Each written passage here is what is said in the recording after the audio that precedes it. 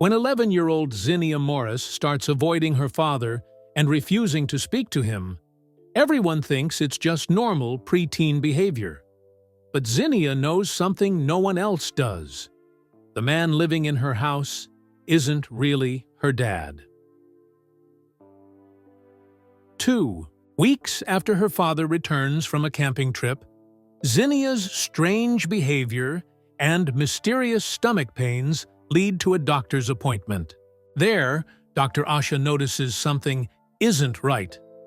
Not just with Zinnia's strange behavior around her father, but with what she finds during a routine ultrasound. What Dr. Asha discovers inside Zinnia's body will shake her understanding of reality forever. Is the real Theo Morris still alive somewhere? And what sinister plan are these otherworldly visitors preparing that threatens not just Zinnia's family, but the entire world? Zinnia Morris counted the blue chairs between herself and her father. 1, 2, 3 empty seats. Good. That was enough space. The pediatric clinic waiting room buzzed with activity. A baby cried in the corner. 2 little boys raced toy cars along the carpet. A teenager tapped away on her phone.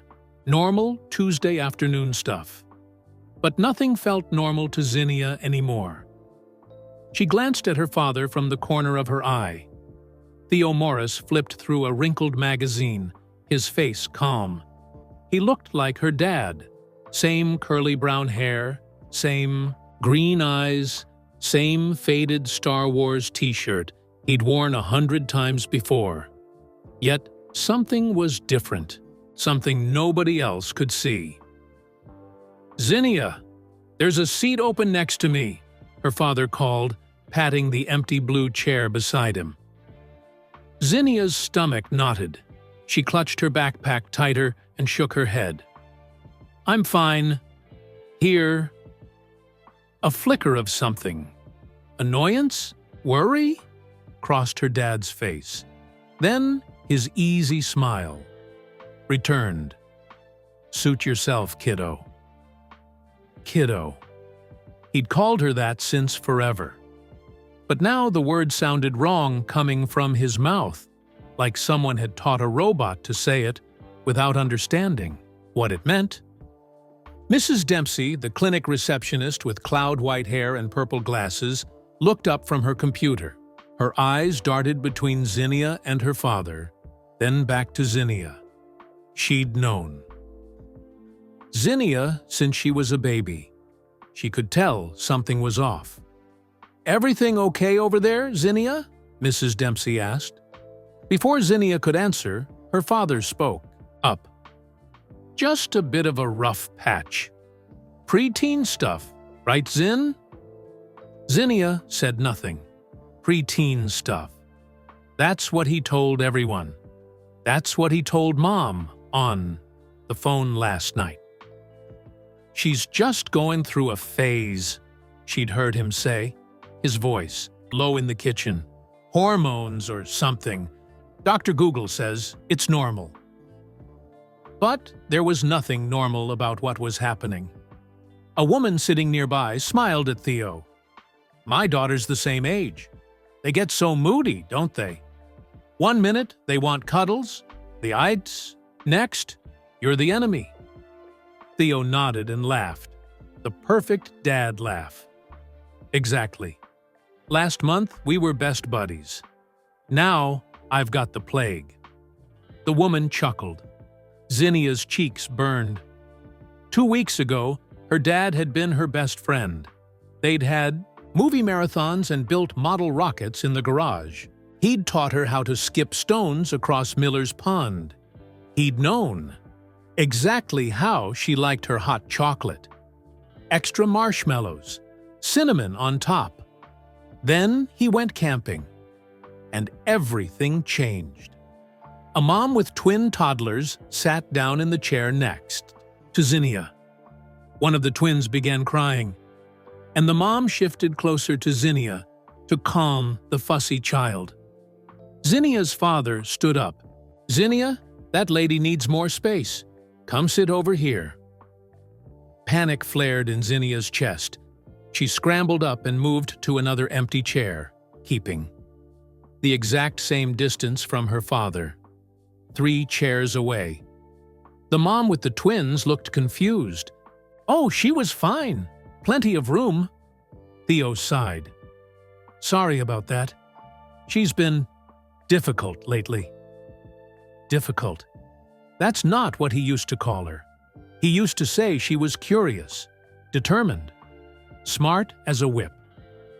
Zinnia stared at the fish tank in the corner. A blue fish with yellow fins darted behind a plastic plant. Hiding. Smart fish. She checked the time on the wall clock. 3:42. They'd been waiting for 12 minutes. Dr. Asha was usually on time. Please hurry, Zinnia thought. Please. Her father had made this appointment 3 days ago after her teacher, Ms. Belmont, called home. Zinnia's not participating in class, she'd told him. Her last math test came back blank. She's always been such a bright student. Is everything okay at home? Everything's fine, her father had assured Ms. Belmont. Just a stomach ache that wouldn't go away. He'd get her checked out. The stomach ache was real. It had started the night after her dad came home from camping. The night she'd gotten up for a glass of water and seen him in his study. The weird blue light from his computer making his face look hard and strange. Morris? Zinnia Morris? A nurse in purple scrubs stood at the door with a clipboard. Zinnia shot to her feet, grabbing her backpack. That's us, her father said, standing and reaching for Zinnia's shoulder.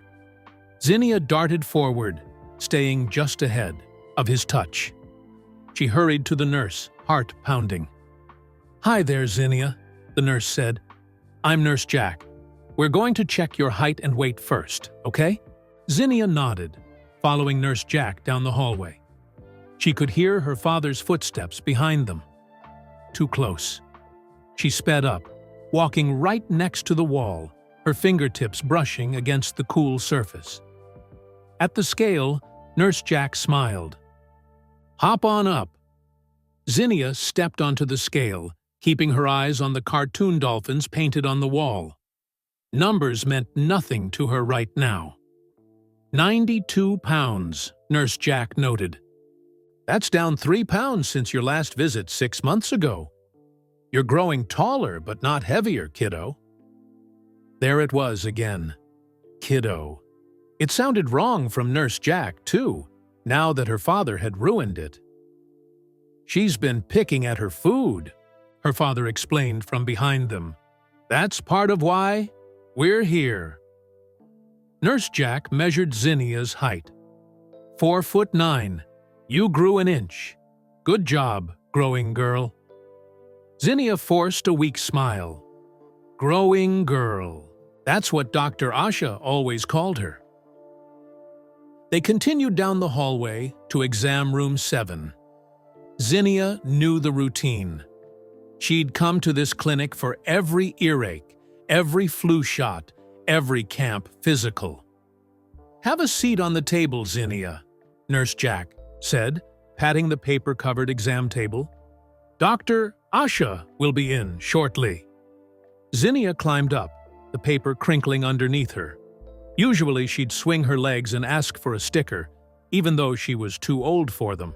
Today she sat still, hands folded in her lap, eyes on the floor. Her father settled into the guest chair in the corner. You want me to hang your backpack up, Zin? No. The word came out sharper than she intended. She hugged the backpack to her chest. Instead, silence filled the small room, the kind of silence that felt loud. Your mom will be home from her conference on Friday, her father said finally. She's excited to see you. Mom would understand. Mom would believe her. But Mom was 3 states away at a work thing. 3 more days. Zinnia nodded without looking up. Maybe we could get pizza Friday night? Family movie night, like old times? Old times. 2 weeks ago was now old times. Whatever. Zinnia picked at a loose thread on her jeans. Her father leaned forward. Zinnia, honey, I wish you'd tell me what's wrong. Did I do something to upset you? You're not my dad. The words burned in her throat, desperate to escape, but she couldn't say them out loud. He would know she knew. And then there was a knock at the door, and Zinnia's whole body relaxed just a tiny bit. Hello, hello. Dr. Asha Patel entered with her usual bright smile, white coat swishing around her knees. How's my favorite growing girl today? For the first time in 2 weeks, Zinnia felt a glimmer of hope. Dr. Asha would help. Dr. Asha would figure it out. Dr. Asha would know that the man sitting in the corner wasn't really her father at all. Dr. Asha's smile faltered slightly as she looked between Zinnia and her father. She'd been Zinnia's doctor since she was a tiny baby with colic. In all those years, Dr. Asha had never seen Zinnia so withdrawn. Well, Dr. Asha said, pulling her rolling stool closer to Zinnia, I understand someone's been having tummy troubles? Zinnia nodded without looking up. And not eating much, her father added from the corner. Plus, her teacher called. She's not participating in class like she used to. Dr. Asha made notes on her tablet. How long has this been going on? About 2 weeks, he said. It seemed like just a bug at first, but it's not getting better. 2 weeks. Zinnia's fingers tightened around her backpack straps, the exact time since he'd come back from camping. Not a coincidence. Zinnia? Dr. Asha's voice was gentle.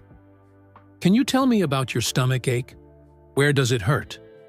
Zinnia placed her hand on her right side, just below her ribs. Here, sometimes, especially after I eat. Any other symptoms? Fever? Headaches? Feeling tired? Tired, Zinnia whispered, and bad dreams. Her father shifted in his chair. You didn't tell me about bad dreams, Zin. Of course she hadn't told him. The bad dreams were about him. Dr. Asha nodded. Let's do a full checkup, okay? First, let me listen to your heart and lungs. The cold stethoscope pressed against Zinnia's back. Deep breath in and out. Good. Dr. Asha worked methodically, checking Zinnia's ears, throat, and reflexes. Everything routine. Everything normal. Until Dr. Asha reached Zinnia's abdomen. I'm going to press gently here, Dr. Asha explained. Tell me if anything hurts. Her warm hands pressed along Zinnia's belly. When she reached the spot on Zinnia's right side, Zinnia flinched. That hurts? Yes. Dr. Asha pressed again, more gently. And here? Zinnia nodded, biting her lip. Dr. Asha's face remained professional, but something flickered in her eyes. Concern? Confusion? Zinnia couldn't tell. Theo, Dr. Asha said, turning to Zinnia's father.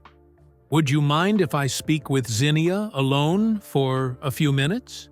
Standard protocol for kids her age. He hesitated for just a second. So brief that maybe only Zinnia noticed. Then he smiled that perfect dad smile. Of course, I'll wait in the hall. As soon as the door clicked shut behind him, Zinnia's shoulders dropped. She took her first deep breath in what felt like forever. Dr. Asha noticed. She always noticed everything. Zinnia, she said softly, is everything okay at home? The question hung in the air between them. Zinnia stared at her sneakers. The left one had a small hole near the big toe. You can tell me anything, Dr. Asha continued. My job is to make sure you're healthy and safe. That includes feeling safe at home. Zinnia wanted to tell her. The words bubbled up inside her chest, like shaken soda. But how could she explain without sounding crazy?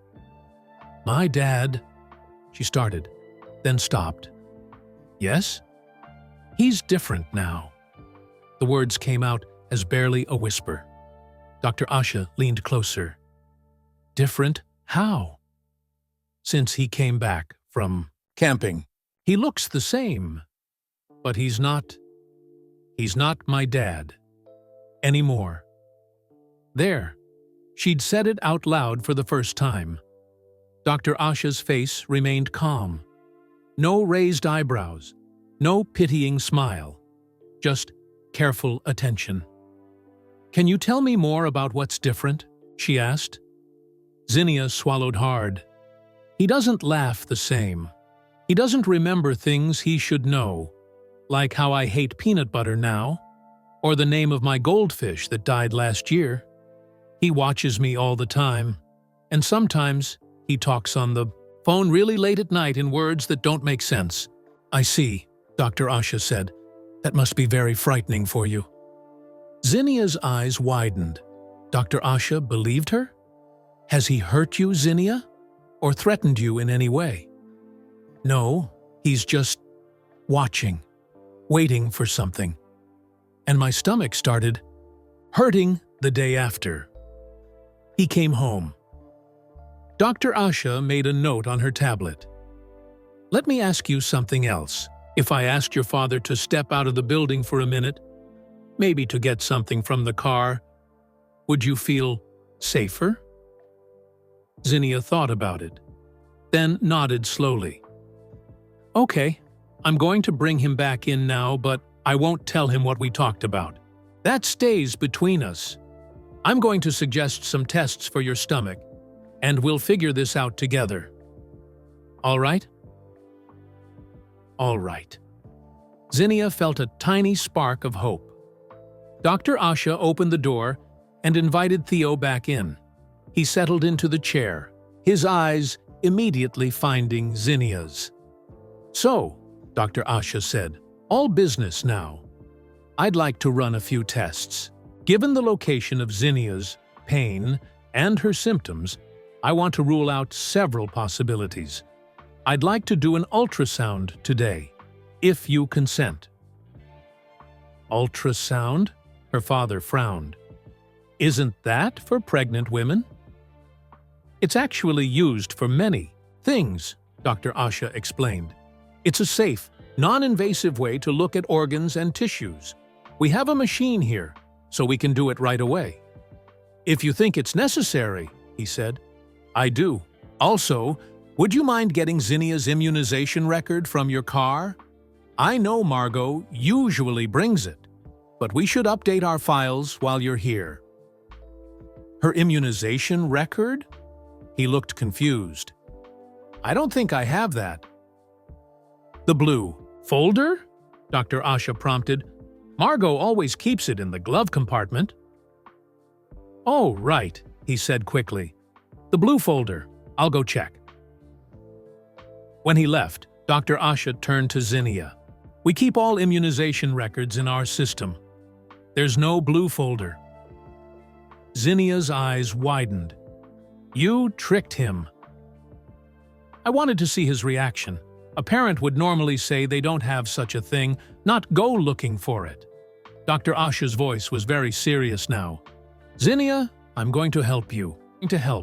First, let's check your stomach with the ultrasound. I'm going to call in a technician.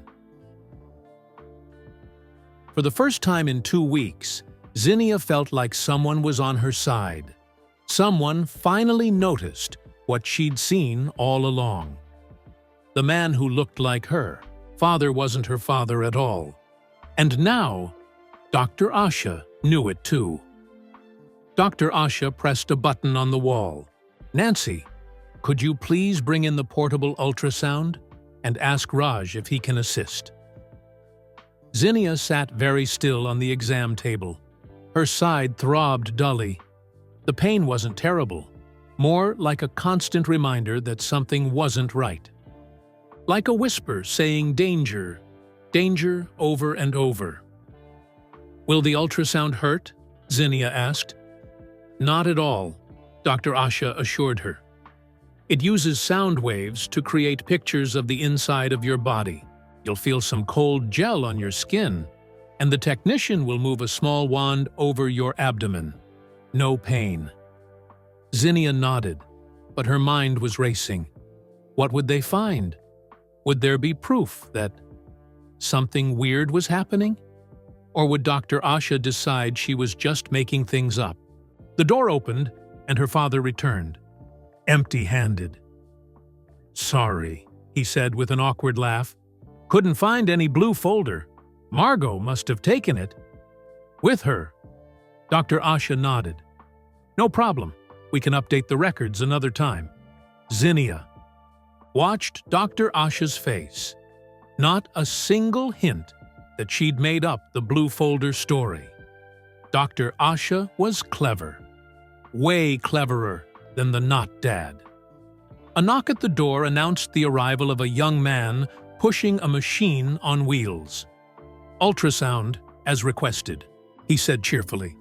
"Thank you, Raj," Dr. Asha said. "This is Zinnia and her father, Theo." Raj smiled at them both. "Nice to meet you. Zinnia, I'll be helping Dr. Asha with your ultrasound.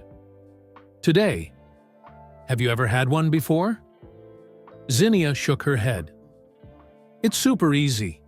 You just lie back. We put some gel on your tummy, and we take some pictures. The gel might feel a little cold, but that's the worst part, I promise." As Raj set up the machine, Dr. Asha turned to Theo. "Mr. Morris, we need Zinnia to lift her shirt for the ultrasound. Would you be more comfortable waiting outside?" Before he could answer, Zinnia blurted out, "Yes, please." Her father's eyebrows shot up in surprise, but he recovered quickly. "Of course. Whatever makes Zinnia comfortable. I'll be right outside." When the door closed behind him, Zinnia let out a long breath. "Okay, Zinnia," Dr. Asha said. "Lie back and pull your shirt up just to here." She indicated the bottom of Zinnia's ribs. Zinnia did as instructed, wincing slightly as she lay flat. "Pain when you lie down too?" Dr. Asha asked, noticing immediately. "Sometimes." Raj squeezed clear gel onto Zinnia's stomach. It was cold, just like they'd warned. He pressed the ultrasound wand against her skin and moved it slowly. On the machine's screen, black and gray, shapes appeared. Zinnia couldn't make sense of any of it. "What do you see?" she asked. "Well," Raj said, "these are your organs. That's your liver. There's your kidney. Everything looks normal so far." But when the wand reached the spot where Zinnia felt pain, Dr. Asha leaned forward. "Stop there, Raj. Can you zoom in?" Raj adjusted something on the machine. The image expanded, showing a small area in more detail. "What is that?" Raj murmured, frowning at the screen. Dr. Asha didn't answer. Instead, she took the wand from Raj and moved it carefully over the area herself. Her expression remained neutral, but Zinnia noticed her eyes had narrowed. Slightly. "Raj, would you mind taking over again? I want to make some notes." Dr. Asha stepped back and began typing rapidly on her tablet. Fear crawled up Zinnia's throat. "Is something wrong with me?" Dr. Asha looked up and forced a smile. "I see something unusual. But try not to worry yet. We're going to take a few more pictures, and then talk about next steps." Unusual. That word hung in the air like smoke. Raj continued the ultrasound, taking pictures from different angles. The room was quiet except for the soft hum of the machine. Finally, Raj wiped the gel from Zinnia's stomach. "All done, brave girl. You did great." Zinnia sat up slowly. "Did you find what's making my stomach hurt?" Dr. Asha set her tablet down. "Zinnia, there's a small mass in your abdomen, near your liver. That's likely what's causing your pain." "A mass? Like cancer?" Zinnia's voice shook. This wasn't what she expected. She thought they'd find nothing physically wrong, that the problem was only with her, not Dad. "No, I don't think it's cancer," Dr. Asha said quickly. "It doesn't have the characteristics we typically see with tumors. It's something else, but we need to investigate further." Zinnia pulled her shirt down. "So I'm really sick?" "You have something that shouldn't be there," Dr. Asha said carefully, "but we'll figure it out.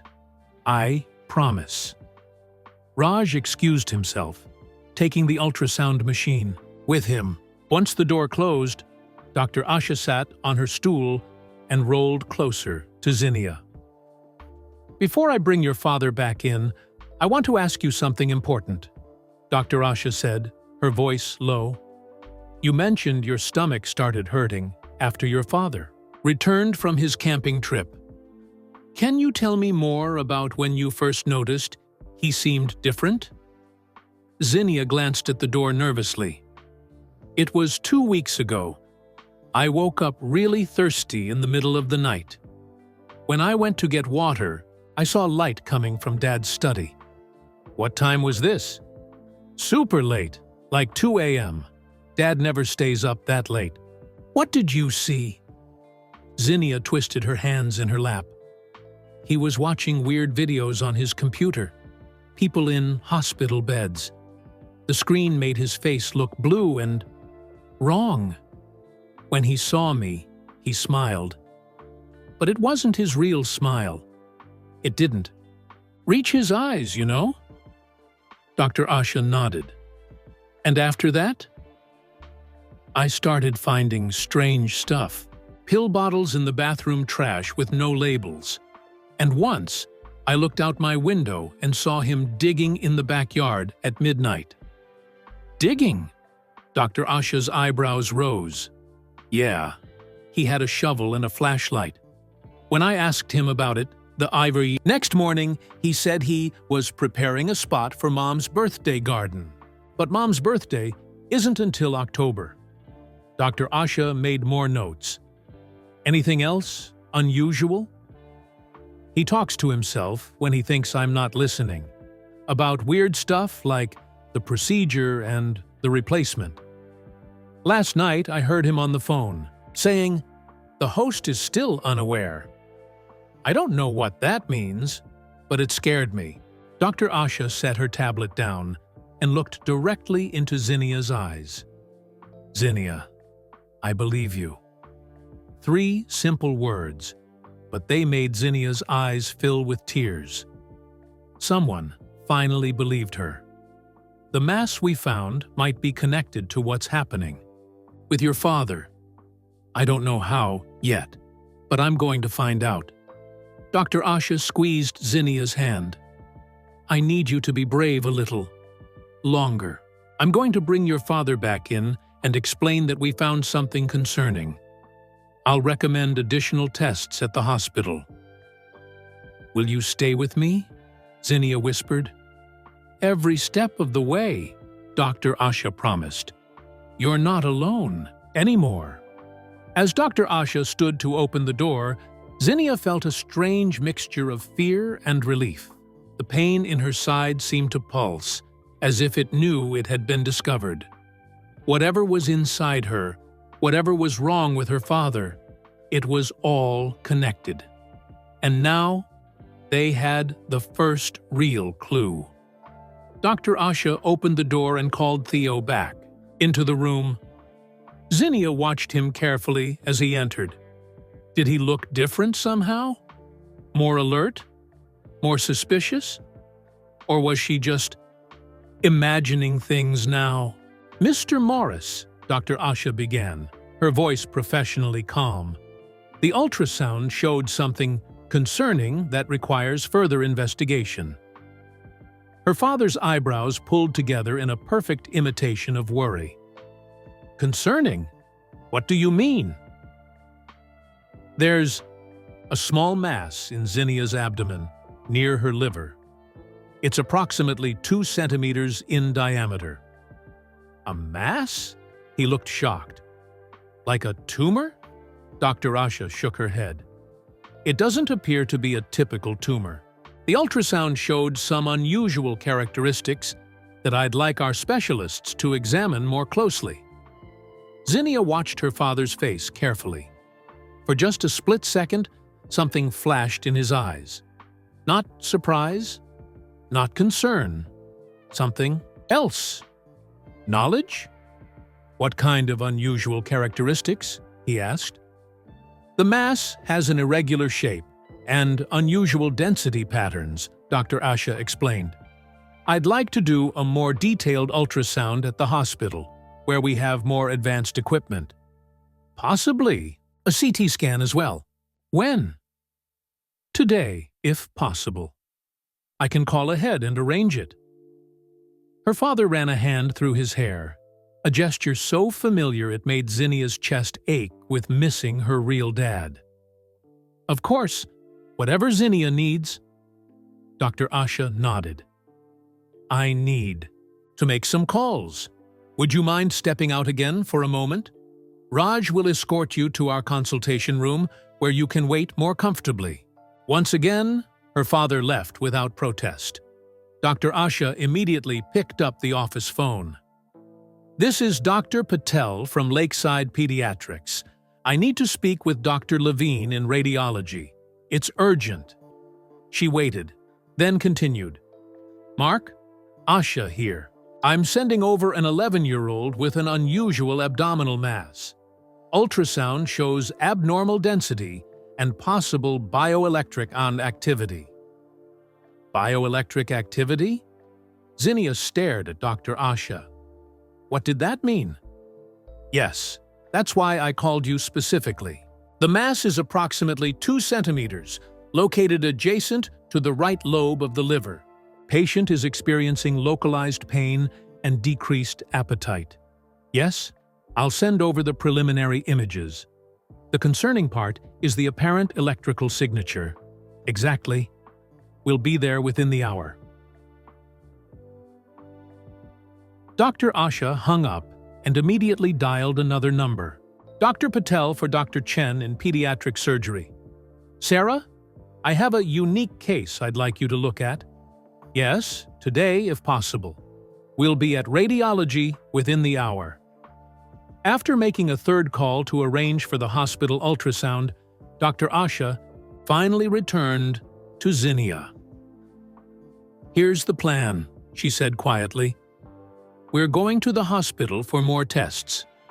I've arranged for specialists to be ready for us. People I trust completely. While they're examining you, I'm going to make some inquiries about your father. What kind of inquiries? I have a colleague who specializes in unusual cases. I want his opinion on what might be happening. Dr. Asha hesitated. Zinnia, the mass we found, is giving off what appears to be a faint electrical signal. That's not normal. Zinnia's eyes widened. Like a battery? Something like that. We need to understand what it is and how it got there. Dr. Asha leaned closer. Did anything unusual happen to you around the time your father went camping? Any strangers approach you? Any time you can't account for? Zinnia thought hard. No, nothing like that. I stayed with Mrs. Whitaker next door the whole weekend. We baked cookies and watched movies. It was boring. No unusual dreams? No waking up feeling. Strange? No, just normal stuff. Dr. Asha nodded. Okay, let's get you to the hospital. I'll tell your father we need more detailed images of the mass. That's true, but I won't mention the electrical activity yet. What do you think is inside me? Zinnia whispered, fear making her voice shake. Dr. Asha squeezed her hand. I don't know yet, but we're going to find out and make sure you're okay. I promise. 20 minutes later, Zinnia was lying on another exam table in the hospital's radiology department. This room was bigger than the one at Dr. Asha's office, and the ultrasound machine was much larger too. This is Dr. Levine, Dr. Asha said, introducing an older man with silver hair and kind eyes. He's the best radiologist in the state. Hi, Zinnia, Dr. Levine said with a smile. Dr. Asha tells me you've been having some tummy trouble. We're going to take a closer look today. Zinnia nodded nervously. Her father sat in a chair across the room, watching everything. Dr. Asha had insisted he stay, saying she wanted him nearby in case they needed family medical history. Really, Zinnia knew, Dr. Asha wanted to keep an eye on him. A technician squeezed the now familiar cold gel onto Zinnia's stomach. Dr. Levine took the ultrasound wand and began examining her abdomen, his eyes fixed on the screen. The room was quiet except for the soft hum of the machine. Dr. Levine moved the wand slowly, methodically, his expression giving nothing away. Then he stopped. There it is, he murmured, so quietly that Zinnia barely heard him. Dr. Asha moved closer to the screen. Same location as before. Yes, but look at the detail we're getting now. Dr. Levine adjusted some settings on the machine. See that? He pointed to something on the screen. Dr. Asha leaned closer. Is that? I believe so. Dr. Levine turned to the technician. Rachel, can you get the Doppler readings? The technician pressed some buttons, and suddenly the room filled with a strange, rhythmic sound, not like a heartbeat, but more like a faint, pulsing hum.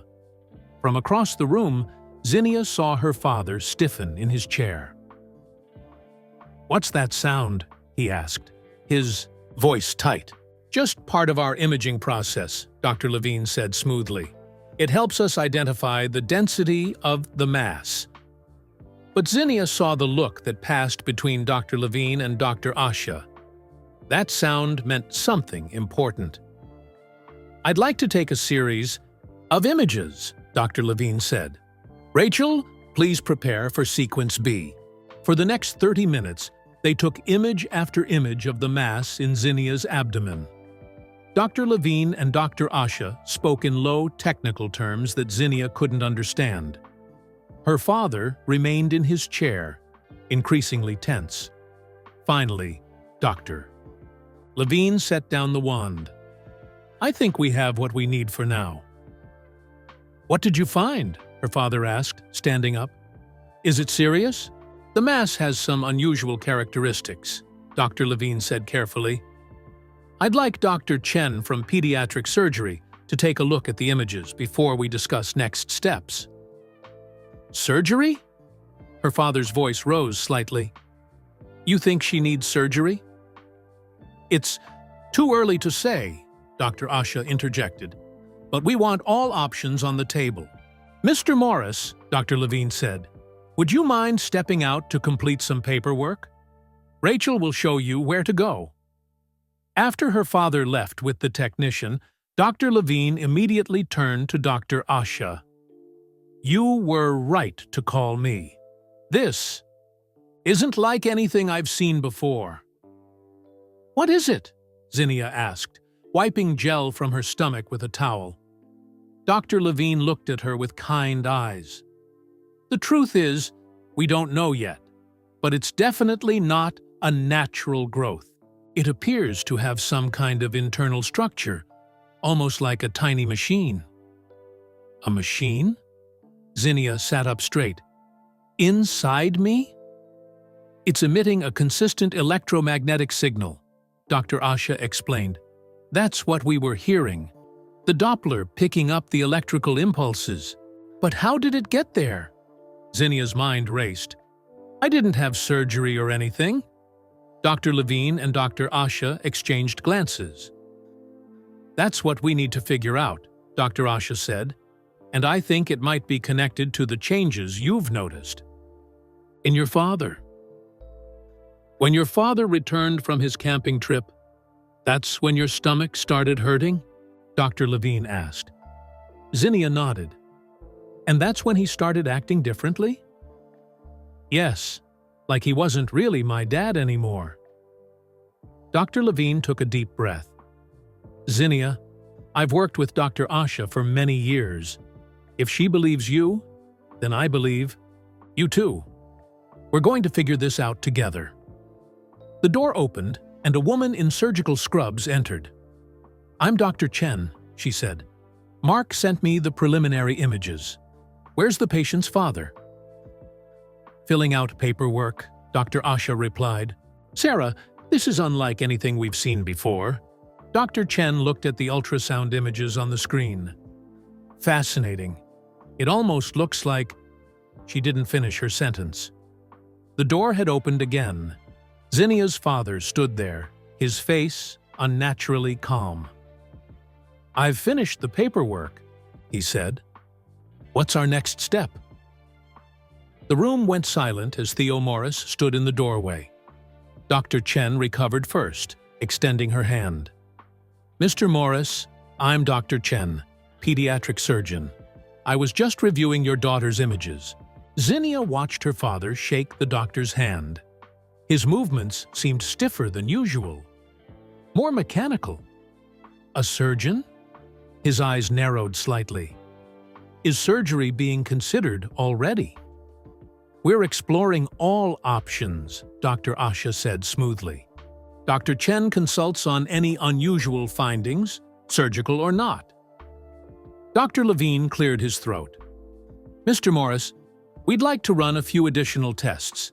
Given the location and unusual nature of the mass, we want to be thorough.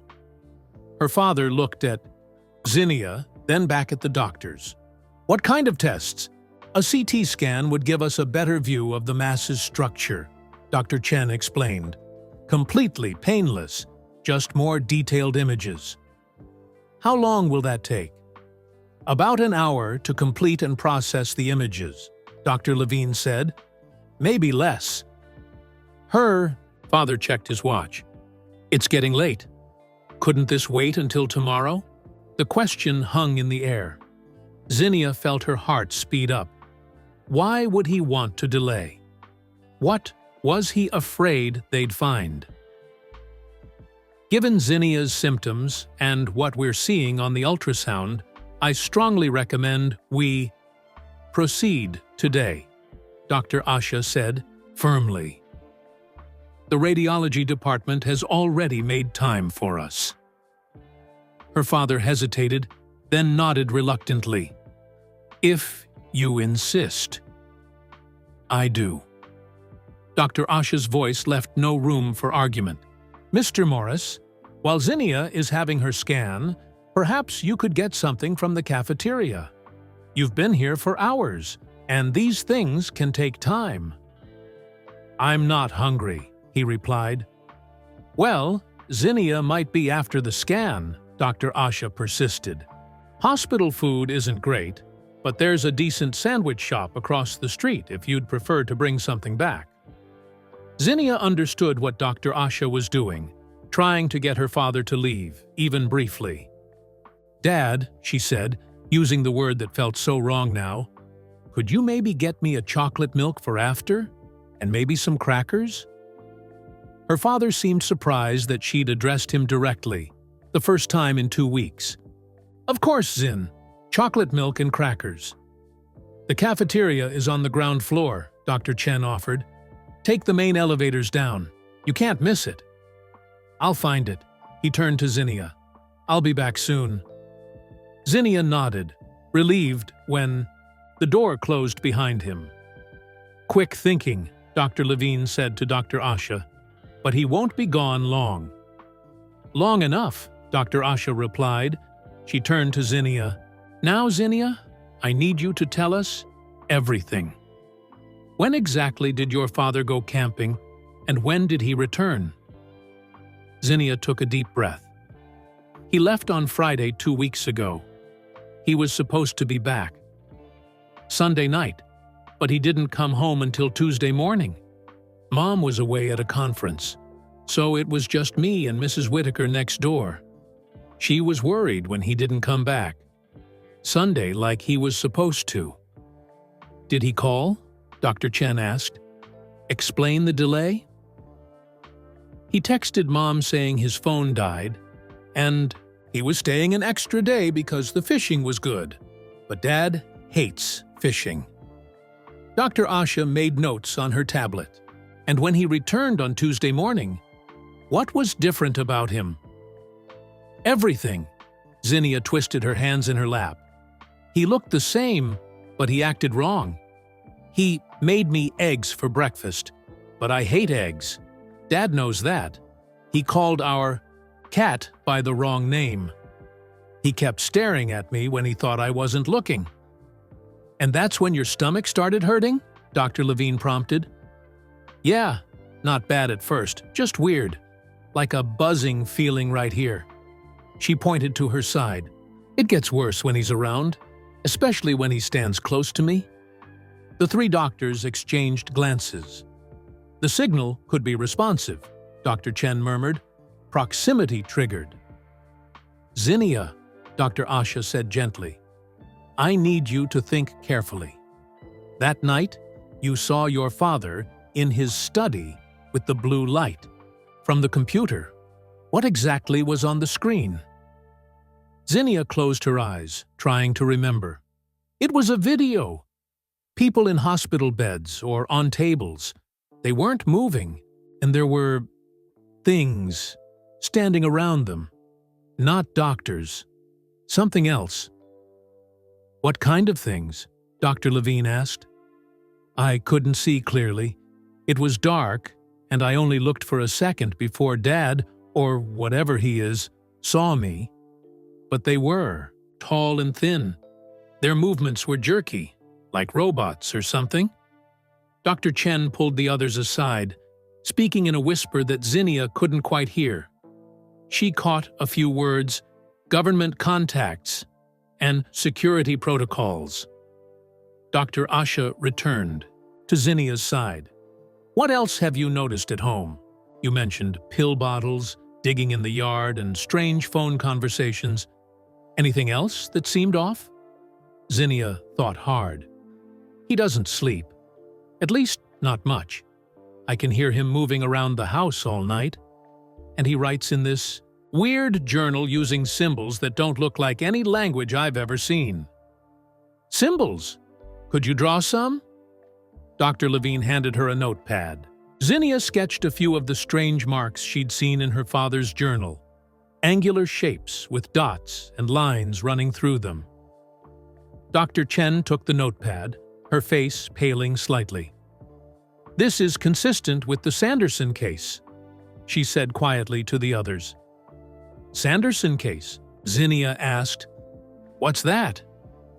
The 3 doctors looked at each other uncertainly. Finally, Dr. Asha sat beside Zinnia. 3 months ago, a man named Robert Sanderson came to the emergency room with unusual symptoms. He had a small mass in his chest, similar to what we're seeing in your abdomen. Before the doctors could remove it, he disappeared from the hospital. 2 days later, his wife reported changes in his behavior. Zinnia's eyes widened. "Like my dad?" "Similar, yes. The case was flagged by certain government agencies. That's all we know, officially." Dr. Asha hesitated. "Unofficially, there have been 12 similar cases reported across the country in the past year. All with masses like mine?" "Yes. And all with family members reporting personality changes." Dr. Asha squeezed Zinnia's hand. "You're not crazy, Zinnia. You're very brave and very observant." "So what's happening to me? And my dad?" Before anyone could answer, the door swung open. A nurse poked her head in. CT's ready for Zinnia Morris. Dr. Levine nodded. We'll be right there. As they left, Dr. Asha turned to Zinnia. We're going to do the CT scan now. When your father returns, we won't tell him what we've discussed. We'll just say we're being thorough with the imaging. What if he's not really my dad? Zinnia whispered. What if he's something else? Something dangerous? Dr. Chen approached, her face serious. Zinnia, we have security on standby. You're safe here. And we're going to help your real father too, wherever he is. The words hit Zinnia like a wave. Her real father might still exist somewhere. The tiny spark of hope she'd been nursing suddenly grew brighter. Do you really think my real dad is alive? She asked, her voice breaking. We're going to find out, Dr. Asha promised. But first, we need to understand what's inside you. Let's go do that CT scan. As they wheeled Zinnia toward the CT room, she felt strangely calm despite her fear. For 2 weeks, she'd carried her terrible secret alone, that the man in her house wasn't her father. Now others knew. Now she had help. Whatever happened next, she wasn't alone anymore. While Zinnia was being prepped for her CT scan, Dr. Asha excused herself and hurried to a small office down the hall. She closed the door, pulled the blinds, and took out her phone. Her hands trembled slightly as she dialed a number few people had access to. 3 rings, then a clipped voice answered. Containment Division. This is Dr. Asha Patel at Central Memorial Hospital. Authorization code 7 Delta 42 Echo. A brief silence then. Authorization confirmed. Go ahead, doctor. I'm reporting a Class B incident, possible parasitic implant in a minor, similar to the Sanderson pattern. I've identified anomalous behavior in a family member consistent with previous cases. The person on the other end inhaled sharply. The minor is currently in your care? Yes, we're doing a CT scan now. Initial ultrasound shows a 2-centimeter mass with bioelectric properties adjacent to the liver. I've pulled in Dr. Levine and Dr. Chen. Good choices. Both are cleared for Class B knowledge. A pause. What about the family member showing anomalous behavior? Father. Currently in the building but temporarily separated from the patient. Security has been discreetly notified to monitor but not engage. What symptoms led to discovery? Dr. Asha summarized Zinnia's case, the abdominal pain, the father's strange behavior after. Returning late from a camping trip, the suspicious activities Zinnia had observed. The child reports her father watching videos of hospital procedures with what she describes as tall, thin beings with jerky movements attending to unconscious patients. She also reports him speaking on the phone about the host being unaware. The voice on the other end went silent for a moment. This matches the Helena, Montana case from last month, the Johnson file. Should we proceed with standard containment protocol? Yes, but Dr. Patel, be advised, in the Johnson case, when medical staff attempted to remove the implant, the father became violent, extremely violent. 3 security personnel were injured before containment was achieved. Dr. Asha's mouth went dry. Understood. We'll increase security presence. We're dispatching a team now. ETA 30 minutes. Keep the father separated from the child if possible. Do not attempt removal of the implant until our team arrives. What about the child's mother? She's out of town. We'll handle notification through secure channels. For now, focus on keeping both patients, Chatras, stable and separated. Both patients? Yes, doctor. If this follows the pattern, the father is as much a victim as the child, possibly more. So... After ending the call, Dr. Asha leaned against the desk, trying to process everything. In medical school, she'd never imagined being part of a classified government program dealing with, what? Alien implants? Advanced human experimentation? Even after 5 years of consulting on unusual cases, she still didn't know the full truth. Her phone buzzed with a text from Dr. Chen. CT complete. Results uploading now. Father has returned with chocolate milk, asking for zinnia. Dr. Asha texted back, "Keep them separated, coming now." When she returned to the radiology department, she found Dr. Levine staring at a computer screen displaying Zinnia's CT images. "My God," he whispered, "look at the internal structure." The mass inside Zinnia was no longer just a blob on a Type-A screen. The CT scan revealed an intricate arrangement of components, tiny filaments spreading outward from a central core, some extending toward nearby nerves. It looked engineered, purposeful. "It's a transmitter," Dr. Levine said, "more sophisticated than the Sanderson device." "Where's Zinnia now?" "Recovery room down the hall. Chen's with her." "And the father?" "Waiting area. Security's keeping an eye on him, but he's getting impatient." "Doctor," Asha checked her watch. "Containment team is 20 minutes out. We need to keep him calm until then." As she spoke, a nurse rushed in. "Dr. Patel, the patient's father is gone." "What?" "Security was watching him. He told them he was going to the restroom. When he didn't return after 5 minutes, they checked. He must have slipped out a side door." Dr. Asha's heart raced. "Where's Zinnia?" "Still in recovery with Dr. Chen." "Lock down that room now. No one enters except staff with proper ID.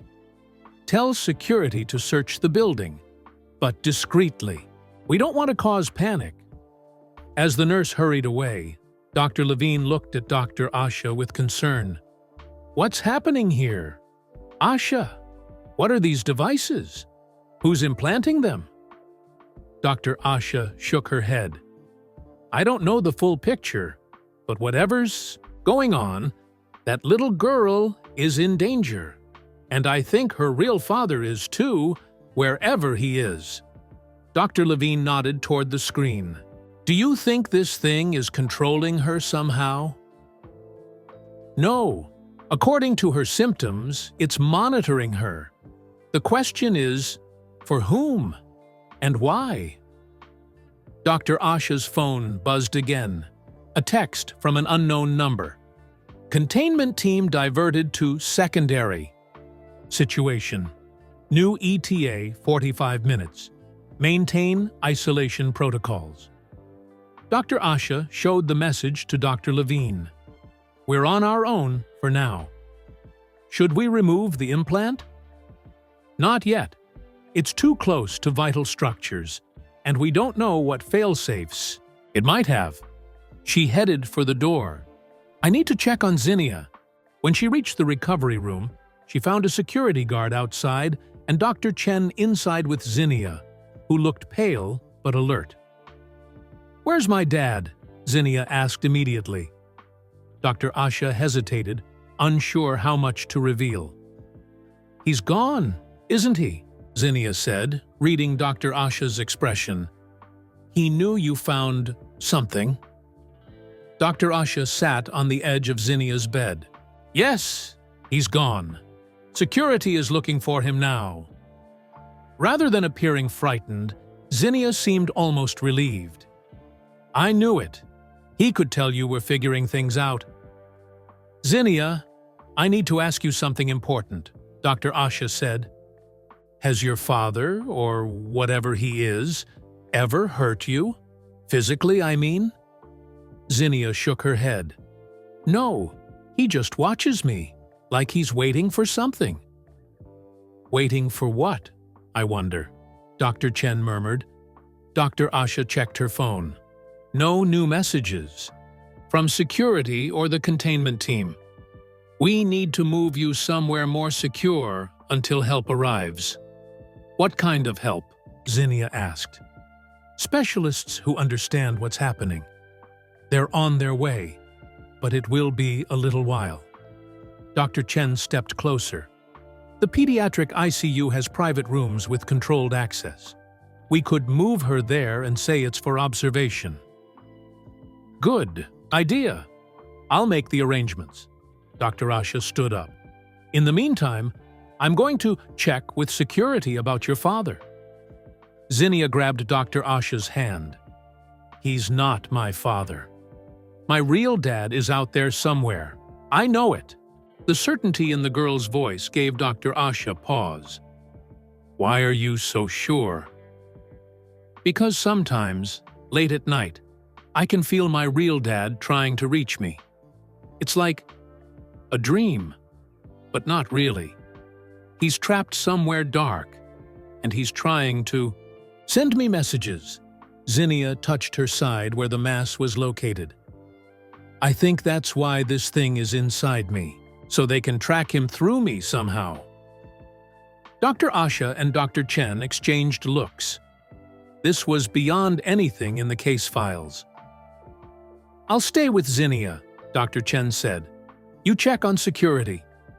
Dr. Asha nodded and hurried to the security office. On the ground floor, the head of security, a former police officer named Marcus, was reviewing footage from hospital cameras. Any sign of him? She asked. Nothing clear. Marcus pointed to a screen showing the hospital parking lot. We think that's him there, heading toward his car about 20 minutes ago. The figure on screen was distant, but the build matched Theo Morris. He walked with purpose. Toward the parking area. Did he leave in his car? That's the strange part, Marcus said, switching to another camera view. He went to the car, opened the door like he was getting something, then walked toward the wooded area behind the hospital.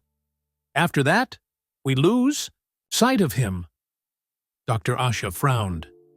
He just walked into the woods? In the middle of the day? Appears so. I sent 2 officers to check, but they found nothing. No tracks, no broken branches. It's like he vanished. Or knew exactly where he was going, Dr. Asha murmured. Have you told the police? Called them 10 minutes ago. They're sending someone, but Marcus shrugged. Man leaving hospital on his own isn't exactly a priority for them. This man is dangerous, Marcus. More than you know. Marcus raised an eyebrow. One of those special cases? Yes, I've called in a containment team. His expression turned serious. Understood. I'll double security on the girl's room. Dr. Asha's phone rang. It was Dr. Levine. Asha, you need to see this. The mass is growing. What? That's impossible. New scans show it's increased by nearly 20% in just the last hour, and the bioelectric signal is stronger. I'm on my way. Before she could leave, her phone rang again. This time, it was Zinnia's mother, Margot. Dr. Patel? The hospital called and said Zinnia's there for tests? What's happening? I've been trying to reach Theo, but he's not answering. Dr. Asha took a deep breath. How much should she reveal over the phone? Mrs. Morris, yes. Zinnia came in with abdominal pain. We found something concerning a mass that requires further investigation. I think you should return as soon as possible. A mass? Oh my God! Is it cancer? We don't believe so, but we're still determining exactly what it is. As for your husband, he was here earlier, but left unexpectedly. Left? With Zinnia in the hospital? That doesn't sound like Theo at all. No, Dr. Asha thought. It wouldn't sound like the real Theo Morris. Mrs. Morris, when was the last time you spoke with your husband? This morning. He seemed distracted. Actually, he's been off since his camping trip. I thought it was just work stress. This camping trip, when exactly was it? 2 weekends ago. He went alone to Carter Woods. It was strange, actually. Theo hates camping. Always has. But he suddenly insisted he needed some wilderness time. Carter Woods. Dr. Asha made a mental note. Mrs. Morris, how quickly can you get here? I'm in Denver. I can be on the next flight.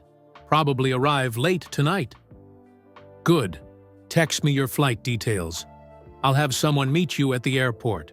After ending the call, Dr. Asha hurried back to radiology. Dr. Levine was waiting with new images of the mass inside Zinnia. It's not just growing, he said without preamble. It's changing structure. Look at the filaments, here and here. He pointed to thin tendrils extending from the main mass. They're reaching toward the vagus nerve. If they connect, it could affect her autonomic functions, Dr. Asha finished. Heart rate, digestion, everything. We need to remove it. Now, before those connections are complete. Dr. Asha checked her watch. The containment team was still, at least 30 minutes away. Prep for surgery, she decided. I'll call the team leader and explain the situation. As she reached for her phone, a nurse burst into the room. Dr. Patel, come quick! The patient is seizing! Dr. Asha sprinted down the hallway, Dr. Levine close behind. When they reached Zinnia's room, medical staff were already swarming around. The bed. Zinnia's small body jerked and twisted, her eyes rolled back. How long has she been seizing? Dr. Asha demanded, pushing through to reach the girl. About 40 seconds, Dr. Chen answered, checking Zinnia's pulse. Started suddenly. No warning signs. Get me 2 million of lorazepam, Dr. Asha ordered a nurse, and page neurology. As the medication was administered, Dr. Asha checked the monitors. Zinnia's heart rate was dangerously high, blood pressure spiking. Worst of all, a strange rhythmic interference pattern disrupted the normal readings on the machines. Gradually, the seizure subsided. Zinnia's body relaxed, her breathing steadied. The monitors returned to normal patterns, except for occasional bursts of static. What just happened? Dr. Chen whispered. Dr. Asha shook her head, deeply worried. The implant. It must have connected to her nervous system. Dr. Levine pulled up the latest scans on a tablet. Look, the filaments we saw approaching the vagus nerve, they've made contact, and there's something else. He zoomed in on the image. The central core of the mass was pulsing with increased activity, emitting stronger electromagnetic signals than before. It's transmitting, Dr. Asha realized, and I think I know to whom. She turned to the security guard at the door. Double the patrols around the building. He'll be coming back. Who will? The guard asked, confused. The man pretending to be Zinnia's father. As if summoned by her, words, Dr. Asha's phone rang. Security. Dr. Patel, we've got a situation at the east entrance. A man matching Mr. Morris's description was spotted approaching the building. When officers moved to intercept, he disappeared again. Lock down the hospital, Dr. Asha ordered. No one in or out without proper identification. Already done. But doctor, there's something else. We're getting reports of power fluctuations. Throughout the East Wing, lights flickering, equipment malfunctioning. Dr. Asha felt a chill run down her spine.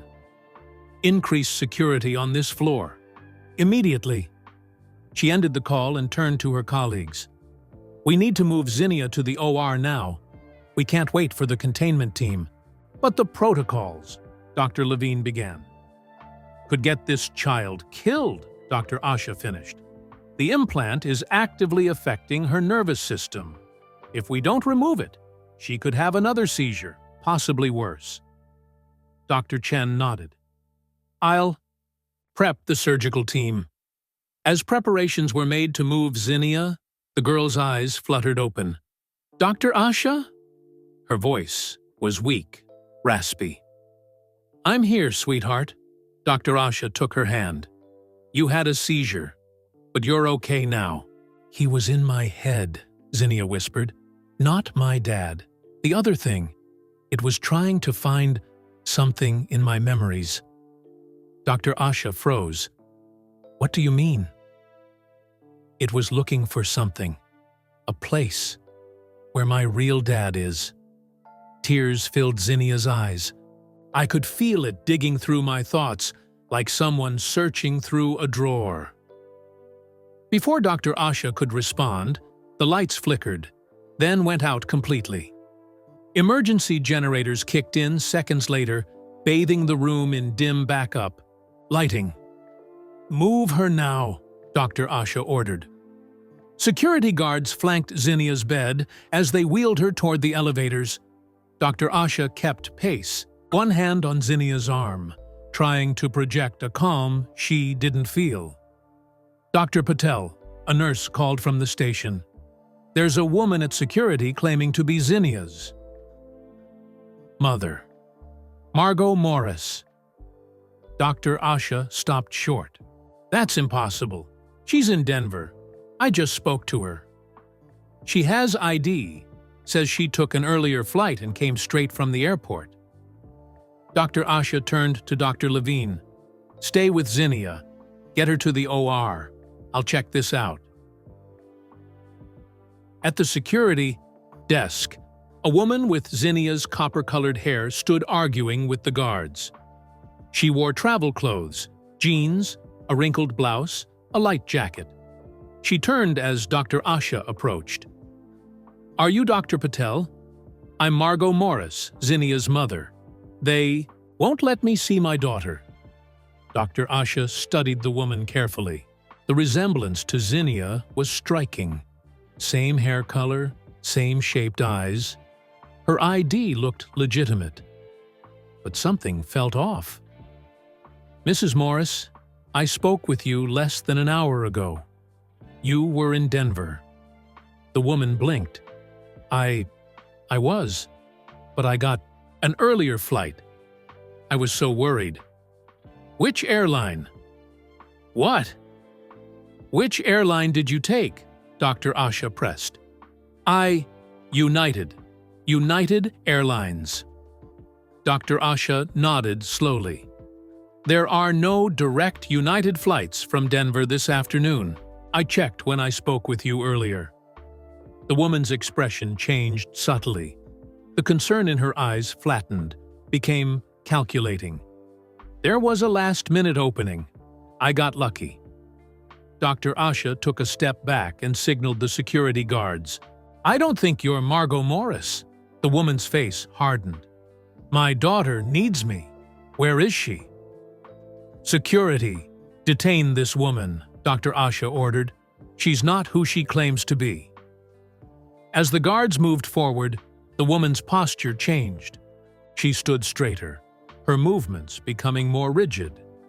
You're making a mistake, doctor. A dangerous mistake. The only mistake was thinking you could impersonate Zinnia's mother, Dr. Asha replied. Whoever, whatever, you are. The woman lunged suddenly, moving with inhuman speed. She shoved past the guards and grabbed Dr. Asha's arm with surprising strength. Where is the girl? She hissed, her voice dropping to a register that sounded nothing like a human woman. The scan is incomplete. Security guards tackled her, pulling her away from Dr. Asha. As they struggled, the woman's jacket sleeve tore, revealing a strange gray patch on her forearm. Not skin, but something that looked almost metallic. Dr. Asha backed away, heart pounding. Lock her in a secure room. No one speaks to her. As security dragged the struggling woman away, Dr. Asha's phone buzzed. A text from the real Margot Morris. Boarding flight now. Arrived 9:40 p.m. So worried about Zinnia. Dr. Asha took a deep breath, trying to steady herself, then hurried back toward the surgical floor. In the elevator, she called the containment team leader. The situation has escalated. We have two imposters. One posing as the father, one as the mother. The girl is being prepped for surgery to remove the implant. Do not proceed with surgery, the team leader ordered. These devices have defensive capabilities. Attempting removal without proper equipment could trigger a fatal response. She's already had one seizure. The implant is connecting to her nervous system. We're 10 minutes out. Wait for us. The elevator doors opened to chaos. Alarms blared throughout the surgical floor. Medical staff ran in all directions. Dr. Levine spotted Dr. Asha and rushed toward her. "It's Zinnia," he gasped. "She's disappeared." "What? Do you mean disappeared?" "She was on a gurney surrounded by security." They were bringing her into pre-op. The lights went out again, longer this time. When they came back on, she was gone. No one saw anything. Dr. Asha felt the blood drain from her face. "Where's Dr. Chen?" "Organizing a search. Security is checking every room, every corridor." Dr. Asha's phone rang again. The number was blocked. "Dr. Patel," she answered. A child's voice came through, terrified, desperate. "Zinnia. Dr. Asha, help me. He's taking me away. We're in a van in the parking garage, lower level. Hurry, please." The call ended abruptly. "Lower level parking garage," Dr. Asha told Dr. Levine. "Call security now." Dr. Asha raced down the emergency stairs, not waiting for the elevator. Dr. Levine was already on the phone with security, his voice echoing in the stairwell as he followed her. Possible abduction. Lower-level parking garage. Patient is an 11-year-old girl. Suspect may be posing as her father. Dr. Asha's mind raced faster than her feet.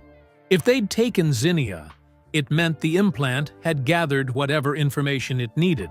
Or worse, they planned to finish the job somewhere else. They burst through the door into the dim parking garage. The air was cool and damp, smelling of concrete and exhaust. Security would arrive any second, but every moment counted. "Zinnia!"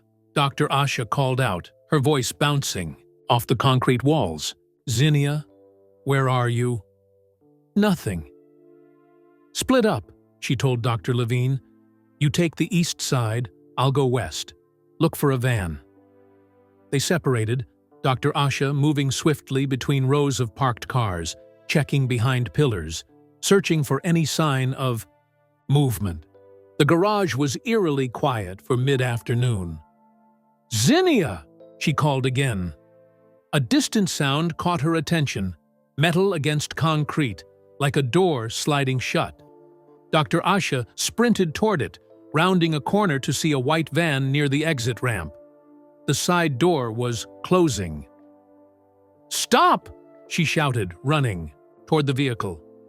The driver's window was open. Inside, she caught a glimpse of Theo Morris, or whatever was impersonating him. His eyes met hers, cold and calculating, nothing like a worried father's should be. "Release the girl now," Dr. Asha demanded, approaching the driver's side. "You don't understand what's happening, doctor," the man said in a flat voice. "The process must be completed." "What process? What are you doing to her?" The man's face remained expressionless. She is undamaged. The beacon simply needed activation. Beacon? Is that what's inside her? Behind her, Dr. Asha heard running footsteps.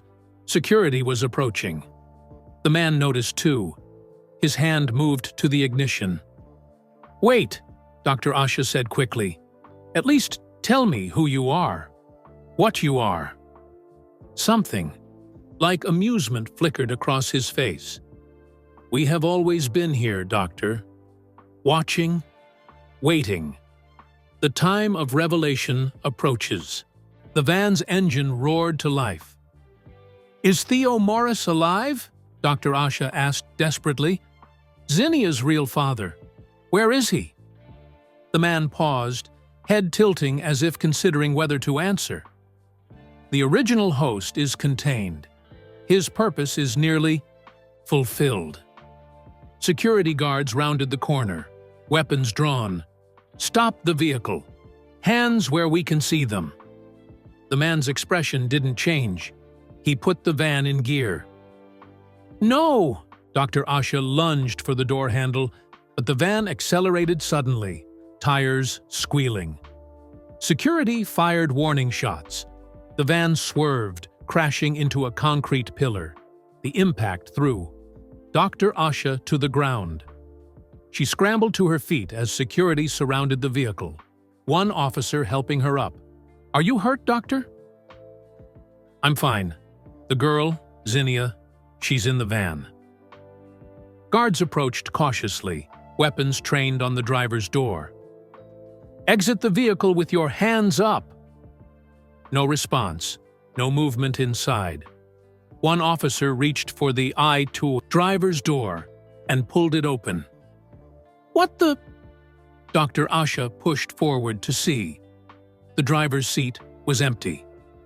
"Check the back," she ordered. Guards slid open the side door.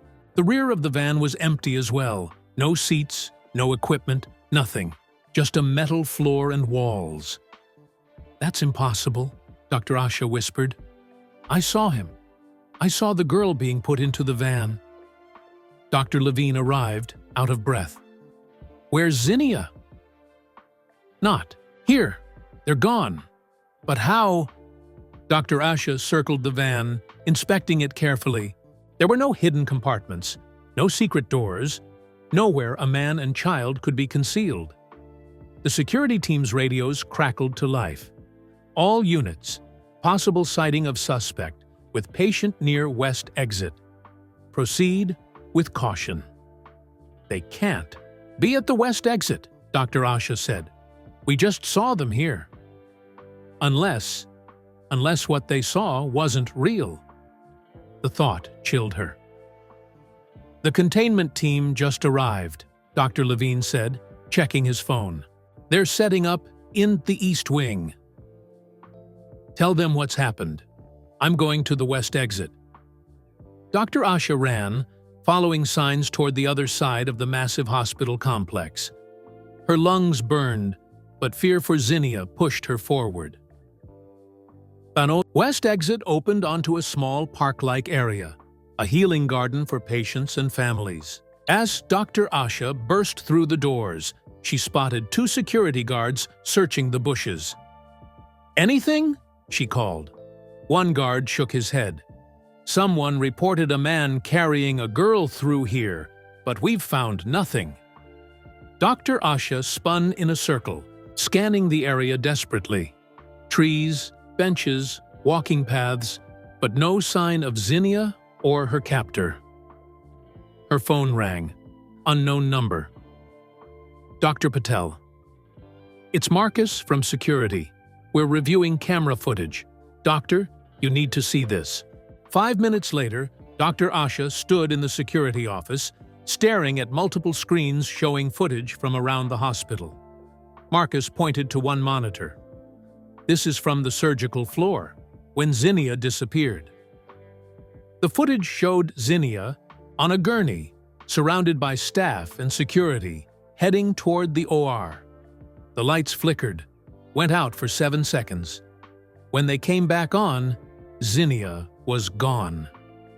"Now watch this," Marcus said, switching to another camera. "This is from a different corridor, same time." This footage showed a service hallway. During the blackout, a figure appeared, carrying something. When the lights returned, both were gone. "The timing matches," Marcus continued, "but look at this." He switched to a third screen. Outside camera, same moment. This view showed the hospital grounds. No one exited during or after the blackout. They never left the building, Dr. Asha realized. Exactly. Whatever took Zinnia is still inside, but there's more. Marcus pulled up another video. This is from the parking garage, 5 minutes before. You arrived there. The footage showed the white van, parked exactly where they'd found it. But no one approached it. No one opened its doors. It sat untouched. "Then what did I see?" Dr. Asha whispered. "I spoke to him. I saw Zinnia being put into that van." "I don't know," Marcus admitted. "But whatever's happening, it's not following the normal rules of reality." Dr. Asha thought of Zinnia's desperate phone call. Had that been real? Or another manipulation? Her phone buzzed with a text from the containment team leader. "Meet us in the basement. Level B3. Security code 8241. Come alone." B3? Dr. Asha hadn't even known the hospital had a third basement level. "I have to go," she told Marcus. "Keep searching. If you find anything at all, call me immediately." As she headed for the basement elevator, Dr. Asha couldn't shake the feeling that she was being led somewhere. The question was, by whom? And for what purpose? The elevator required a key card for B3. Dr. Asha punched in the security code from the text. The panel lit up green, and the elevator began its descent into the unknown depths beneath the hospital. The elevator descended past B1, past B2, continuing, downward longer than seemed possible. Dr. Asha's stomach lurched with the sensation of dropping deeper than any hospital basement should go. When the doors finally opened, Dr. Asha stepped into a stark white corridor that looked nothing like the rest of the hospital. The walls were smooth, seamless, with recessed lighting that cast no shadows, no signs, no room numbers, no familiar hospital markers. "Hello?" she called, her voice oddly flat in the corridor, as if the walls absorbed sound. A door slid open at the far end. A woman in a gray uniform stepped out, her posture military straight. "Dr. Patel, this way, please." Dr. Asha followed cautiously. "Who are you? Where's Zinnia?" "Commander Lin will explain everything." The woman's voice was clipped, professional. "The child is safe." They passed through the doorway into a large circular room filled with monitoring equipment. Screens displayed hospital security footage, medical readings, and satellite images. People in similar gray uniforms worked at various stations. In the center of the room stood a tall black woman with close-cropped silver hair. Her uniform had additional insignia. On the shoulders, "Dr. Patel, I'm Commander Lin, Containment Division." She extended her hand. "Thank you for your quick actions today." Dr. Asha shook her hand, mind reeling. "What is this place? How is it under the hospital?" "This facility has been here longer than the hospital," Commander Lin replied. "The hospital was built over it in 1962 as cover for our operations." "Operations? What kind of operations?" Commander Lin gestured to a screen showing a medical bay. On a bed, connected to monitoring equipment, lay Zinnia. She appeared to be sleeping peacefully. "Zinnia!" Dr. Asha moved toward the screen. Is she all right? She's stable. Our medical team is preparing to remove the beacon safely. Beacon. Dr. Asha remembered the word the fake father had used. What exactly is inside her? And who are you people? Commander Lin studied Dr. Asha for a moment, then nodded to herself, as if making a decision. Walk with me, Doctor. There's something you need to see. They exited the control room through another door, entering a long hall with observation windows along one side. Commander Lin stopped at the first window. What you're about to see will challenge everything you understand about our world. Are you prepared for that?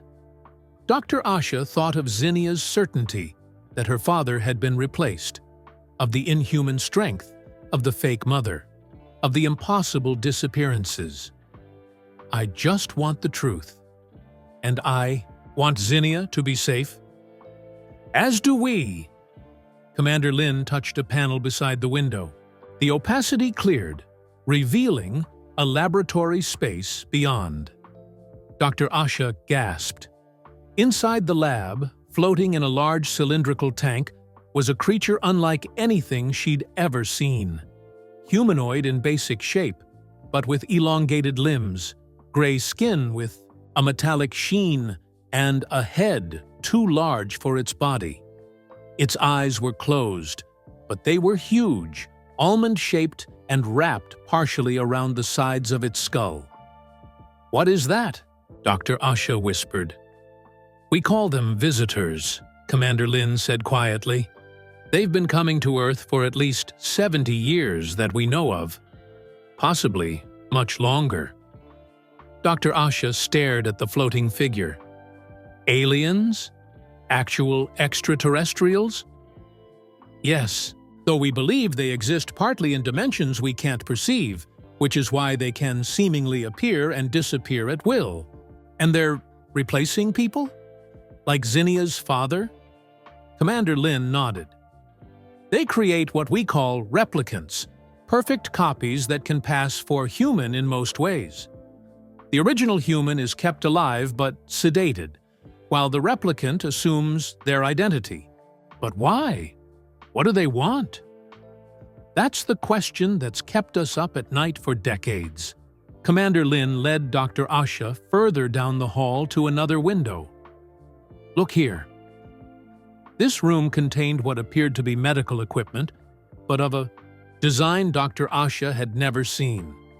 At its center was a surgical table. Strapped to it was Theo Morris.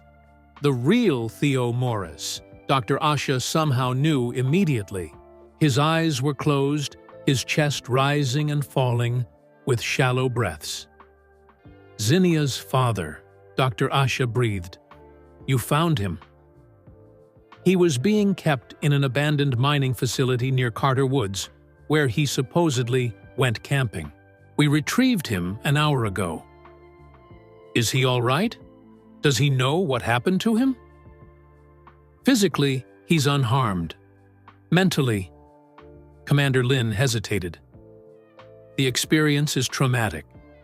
He'll need time to recover. And the beacon inside Zinnia? What's its purpose? Commander Lin led her to a laboratory where scientists were studying a small object in a sealed container. It looked similar to what Dr. Asha had seen on Zinnia's scans, a metallic core with delicate filaments extending outward. We believe these devices serve multiple functions, Commander Lin explained. They monitor the host, gather information through direct neural connection, and transmit data back to the visitors. Data about what? Human biology, human behavior, our weaknesses, our strengths. They're studying us, Dr. Patel, intensively.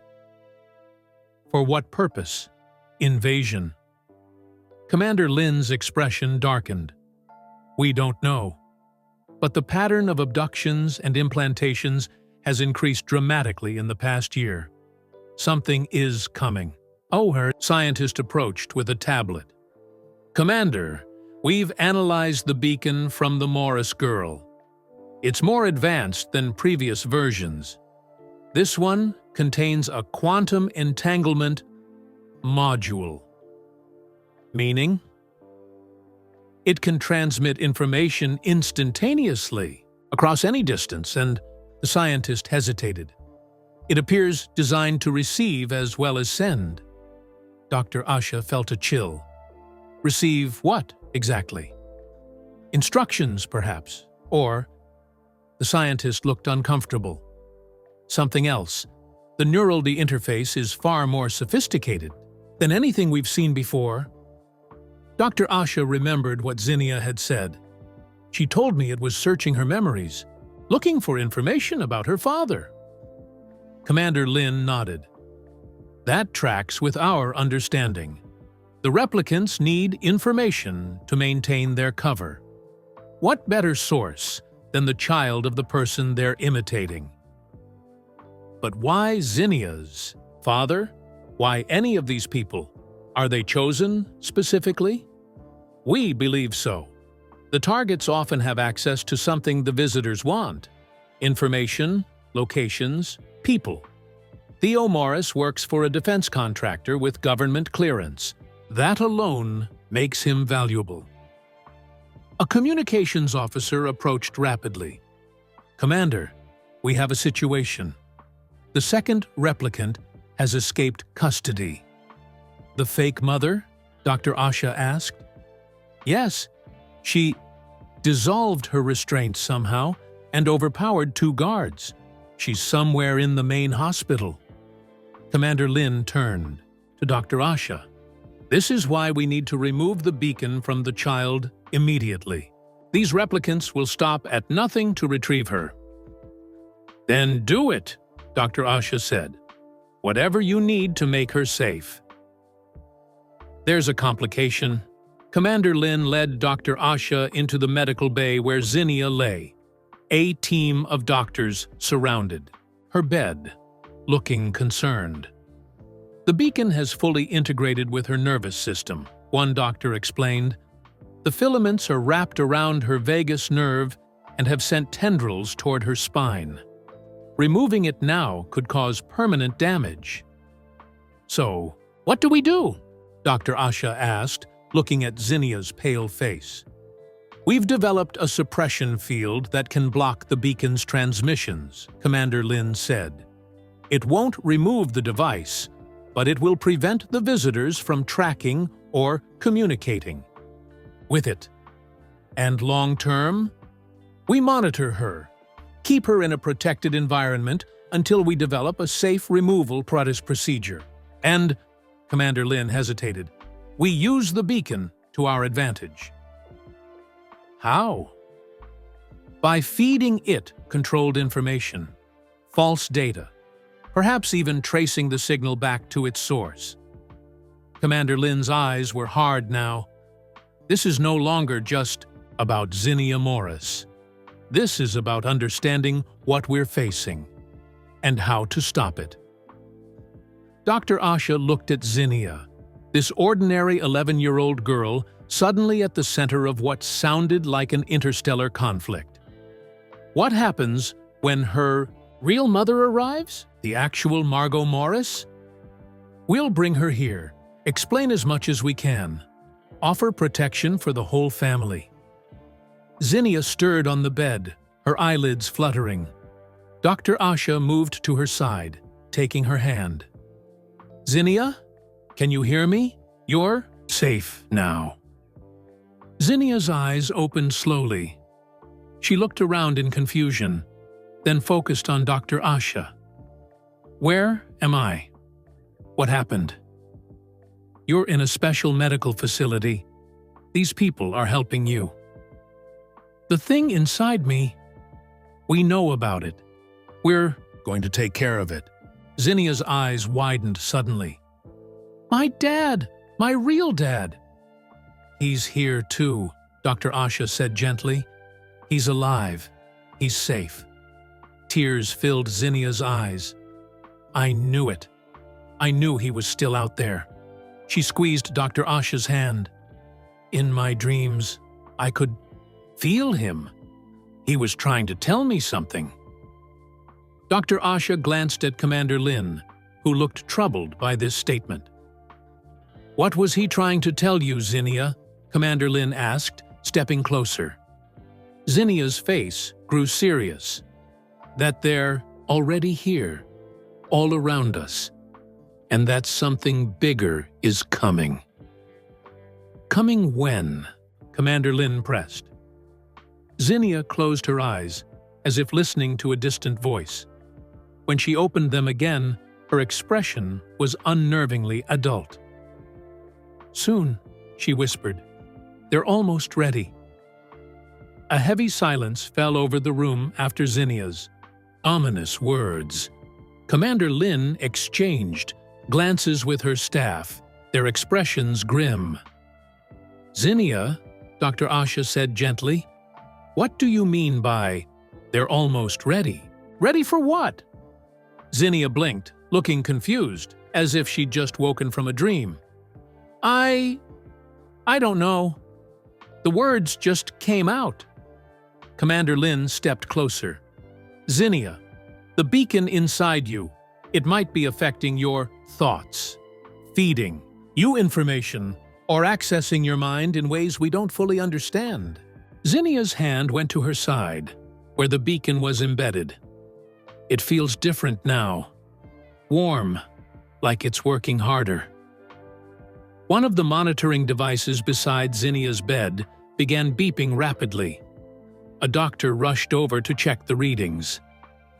"The beacon's energy output just tripled," he reported, voice tight with concern.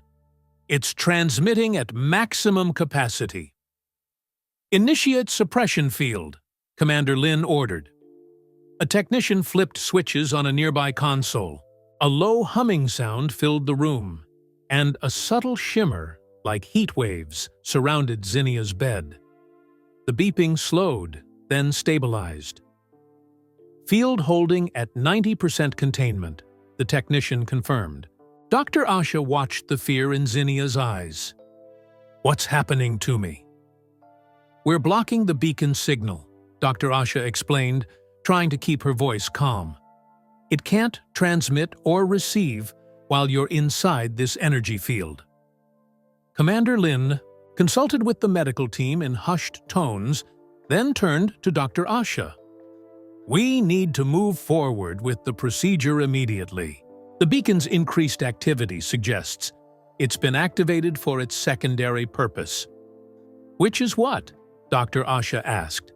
Commander Lin's face was grave. "Based on previous cases, possibly to serve as a conduit." "A conduit? For what?" "For them. Their consciousness, perhaps. Or something worse." She nodded to the medical team. "Prep for surgery. We'll have to risk the extraction." Panic flashed across Zinnia's face. "Surgery? But you said it could hurt me." Dr. Asha squeezed Zinnia's hand. "The situation has changed, sweetheart. The beacon is becoming more active, which could be more dangerous than removing it. Will you stay with me?" Zinnia asked, her voice small. "Every second," Dr. Asha promised. As the medical team prepared for the procedure, Commander Lin pulled Dr. Asha aside.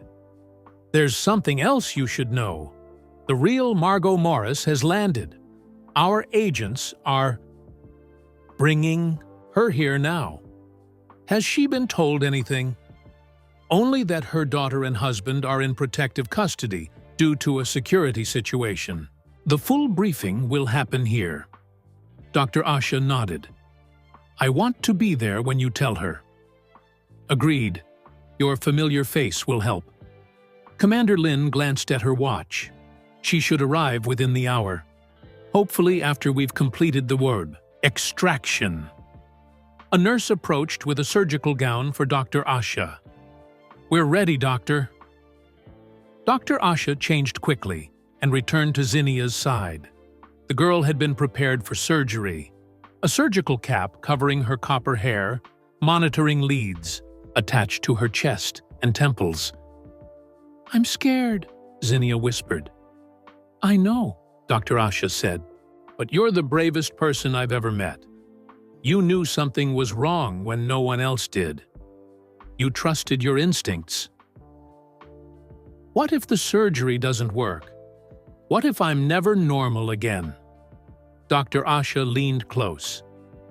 Zinnia, after everything you've been through, normal might look different, but you will be you again. That I promise. The lead surgeon, Dr. Brenner, approached. She was an older woman with steady hands and confident movements. We'll be using a specialized extraction procedure developed for these devices. The suppression field will remain active throughout to prevent any defensive measures. The beacon might take defensive measures? Dr. Asha asked quietly. Previous extractions have triggered energy discharges, attempts to burrow deeper, even self-destruction protocols. The field prevents most of these responses. Zinnia was given anesthesia, and within moments, her eyes fluttered closed. The surgical team moved with practiced efficiency, setting up a transparent containment shell over the operating area. Dr. Brenner made the initial incision with precision. Dr. Asha stood nearby, watching the monitors for any changes in Zinnia's vital signs. Approaching the beacon, Dr. Brenner announced, "Visual confirmation." On the surgical screen, Dr. Asha could see it now, a metallic object about the size of a large grape, with dozens of hair-like filaments extending outward into Zinnia's tissues. It pulsed with a faint bluish light, even within the suppression field. "Beginning filament separation," Dr. Brenner said. "Microforceps." As she worked to carefully detach the filaments from Zinnia's nerves and blood vessels, the beacon's pulsing increased. One of the monitors began beeping. "Energy spike," a technician called out. "Field containment dropping to 80%. "Increase field strength," Commander Lin ordered from the observation area. The humming sound grew louder. The air around the operating table seemed to thicken, distorting the light. Dr. Brenner continued working, her hands steady despite the tension. 60% of filaments separated, moving to deeper connections. Suddenly, all the monitors blared in unison. Zinnia's body jerked on the table despite the anesthesia. "What's happening?" Dr. Asha demanded. "The beacon is fighting back," Dr. Brenner said grimly. "Deploying containment capsule." She quickly placed a small transparent box around the partially exposed beacon. The box sealed with a hiss, and the beacon's light dimmed slightly. "Continue extraction," Commander Lin ordered. "We can't stop now." Dr. Brenner nodded and returned to her delicate work. Minutes stretched into what felt like hours as she carefully separated the remaining filaments. Each one had to be removed intact to prevent fragments from remaining in Zinnia's body. "Final connections to the vagus nerve," Dr. Brenner announced.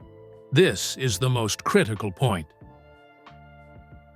As she worked to detach these last filaments, alarms blared again.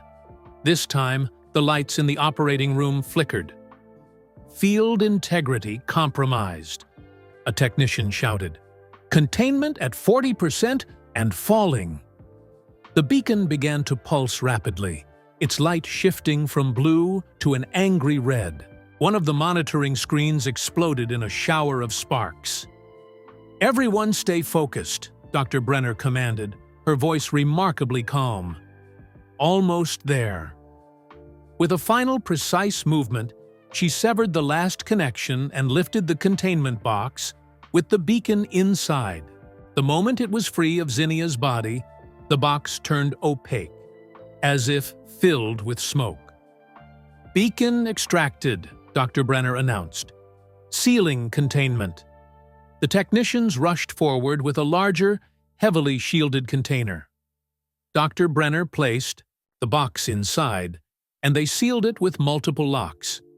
Only then did the alarms quiet. The suppression field stabilized. Dr. Brenner returned to Zinnia, closing the surgical site with quick, neat stitches. Patient is stable. Procedure complete. Doctor. Asha released the breath she hadn't realized she was holding. She checked Zinnia's vital signs herself. Pulse strong, blood pressure normalizing, brain activity regular. "We did it," she said, relief washing over her. Commander Lin entered the operating room, her expression less triumphant. "We've removed the Phi beacon, yes, but we still don't know what information it transmitted or what it was preparing Zinnia for." "One crisis at a time," Dr. Asha replied. "First, let's make sure she recovers." As if on cue, the doors to the medical bay slid open. A woman with copper hair identical to Zinnia's stood there, flanked by 2 agents. Her face was pale with shock and fear. "Where's my daughter?" Margot Morris demanded. "Where's my husband? Someone better start explaining what's going on right now." Dr. Asha stepped forward, still in her surgical gown. "Mrs. Morris, I'm Dr. Patel. We spoke on the phone earlier. Your daughter is right here, and she's going to be okay."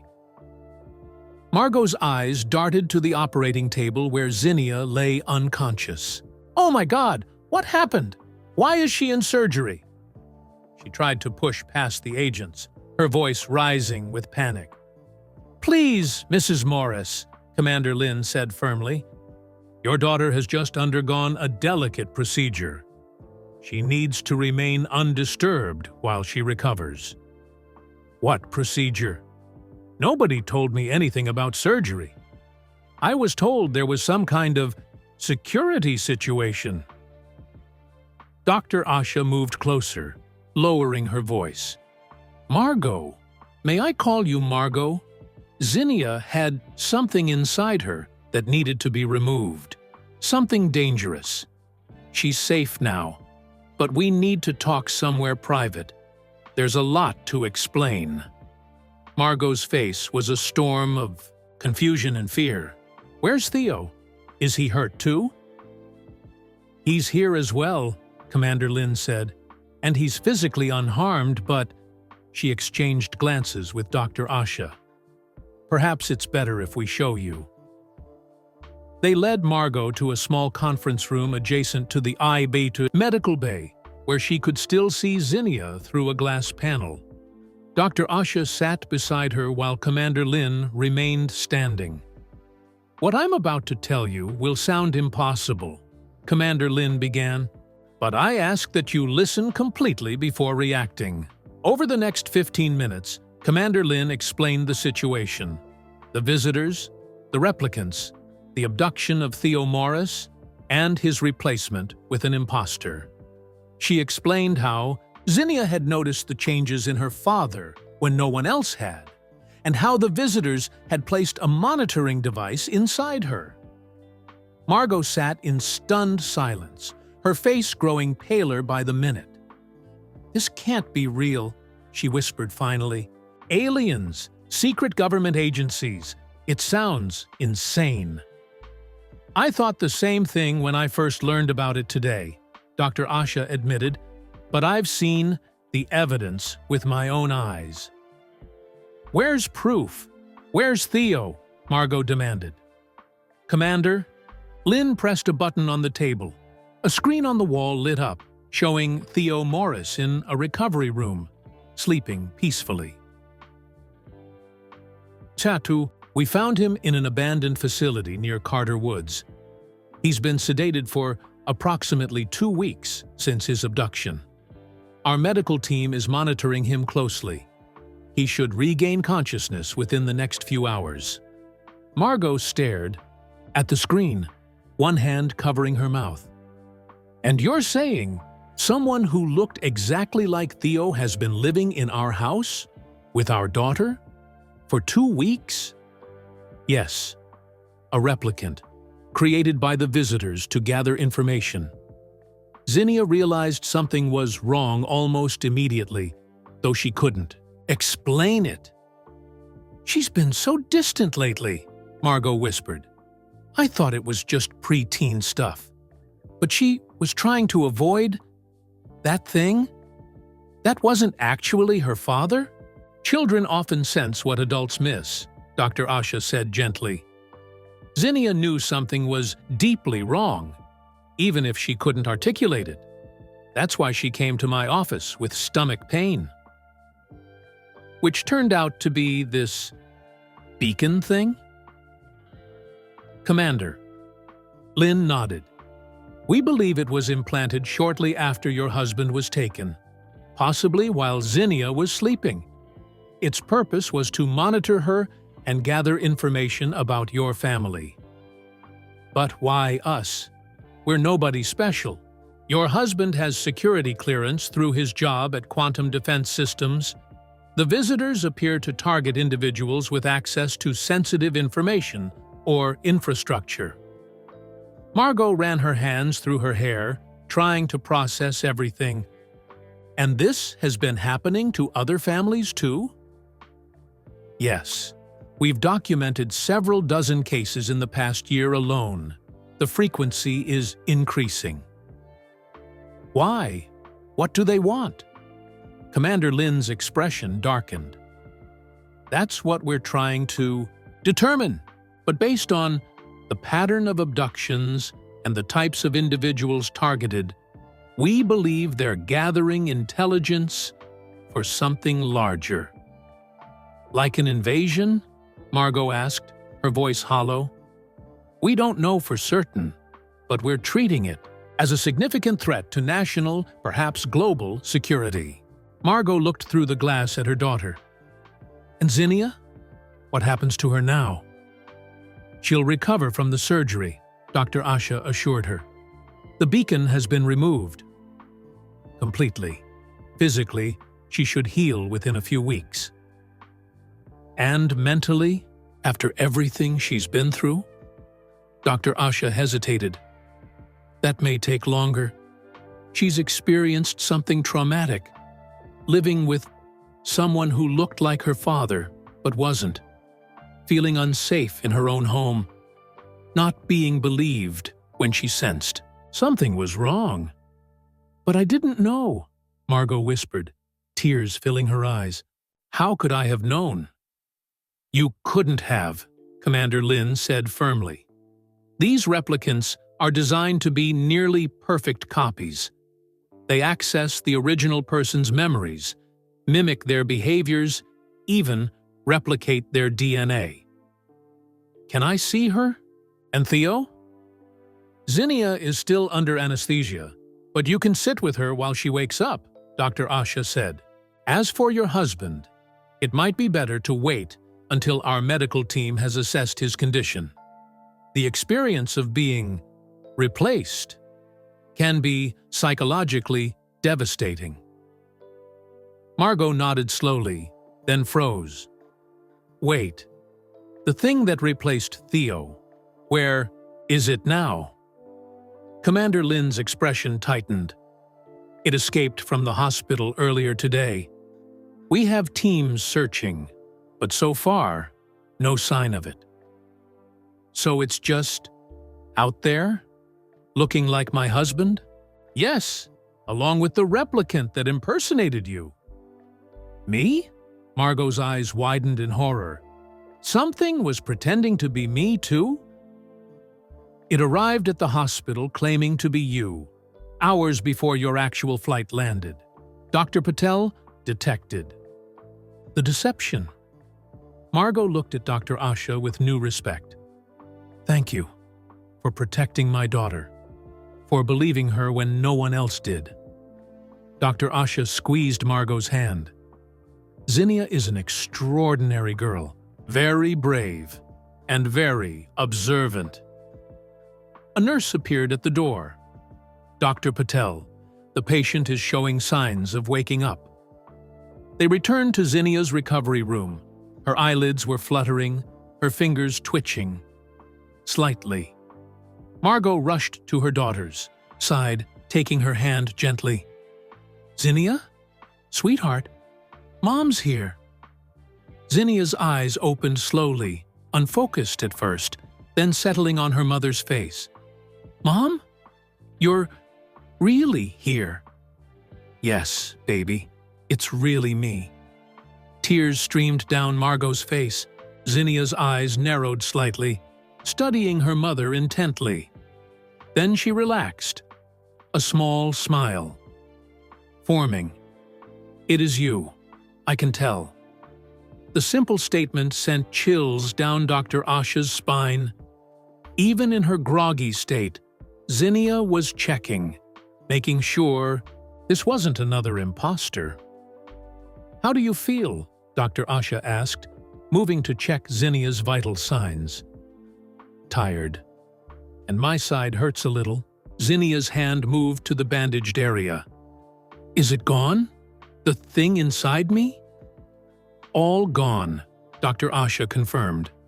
"The surgery went perfectly." Zinnia looked around the strange room. "Where am I? This doesn't look like a normal hospital." "It's a special medical facility," Commander Lin said, stepping forward. "You're safe here." Zinnia's eyes widened as she took in Commander Lin's uniform. "Are you military?" "Something like that. My team handles situations like yours." "Like aliens replacing my dad?" Commander Lin's lips quirked in a small smile. "Yes, exactly like that." "Is my real dad here?" Zinnia asked, hope filling her voice. "You found him, right?" "Yes, sweetheart," Margot said. "They found him. He's recovering too, just like you."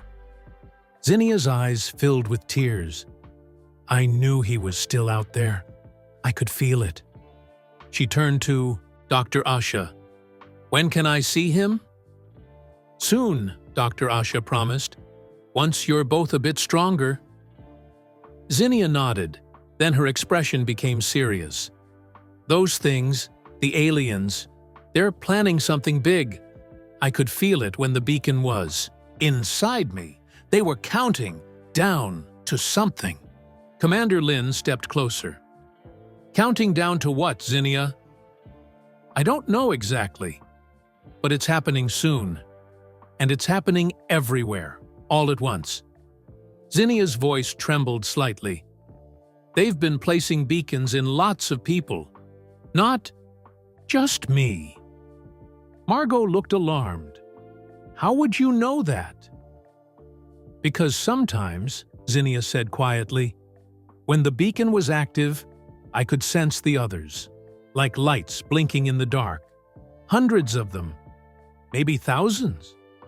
The room fell silent. As the implications sank in, if what Zinnia said was true, the situation was far worse than anyone had realized. "Thousands," Commander Lin repeated, her face grim. "All across the country?" Zinnia shook her head. "All across the world." 1 month later, Zinnia stood at the window of a small cabin nestled in the mountains of Colorado. Snow dusted the pines outside, and the air smelled of wood smoke from the fireplace. It was nothing like their home in the suburbs, but for now, it was the safest place for the Morris family. After Zinnia's revelation about thousands of beacons worldwide, the containment division had moved quickly. The Morris family was relocated to this remote safe house, while Commander Lin's team tracked down other victims and extracted more beacons.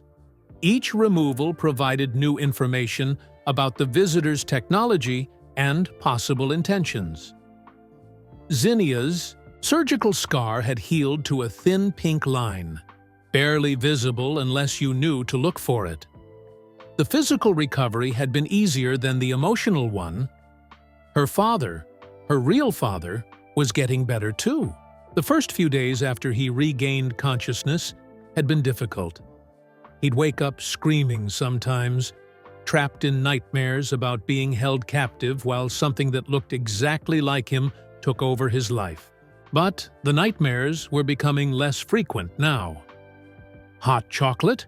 Her mother appeared beside her, offering a steaming mug topped with mini marshmallows and a sprinkle of cinnamon, exactly the way Zinnia liked it. Thanks, Mom.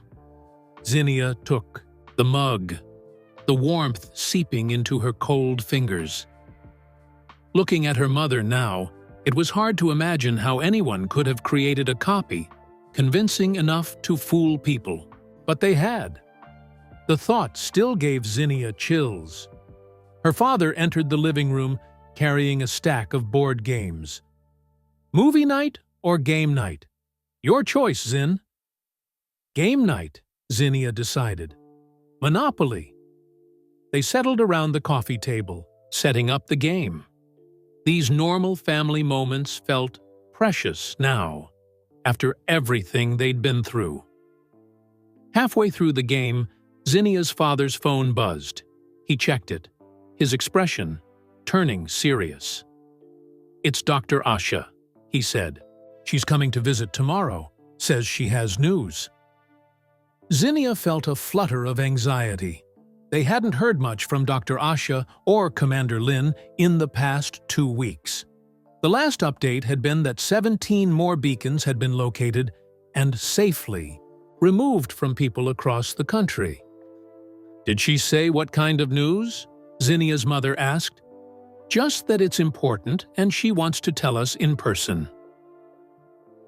That night, Zinnia had trouble sleeping. She kept thinking about Dr. Asha's visit and what news she might bring. Around midnight, she got up for a glass of water. As she passed her father's study, she noticed light under the door.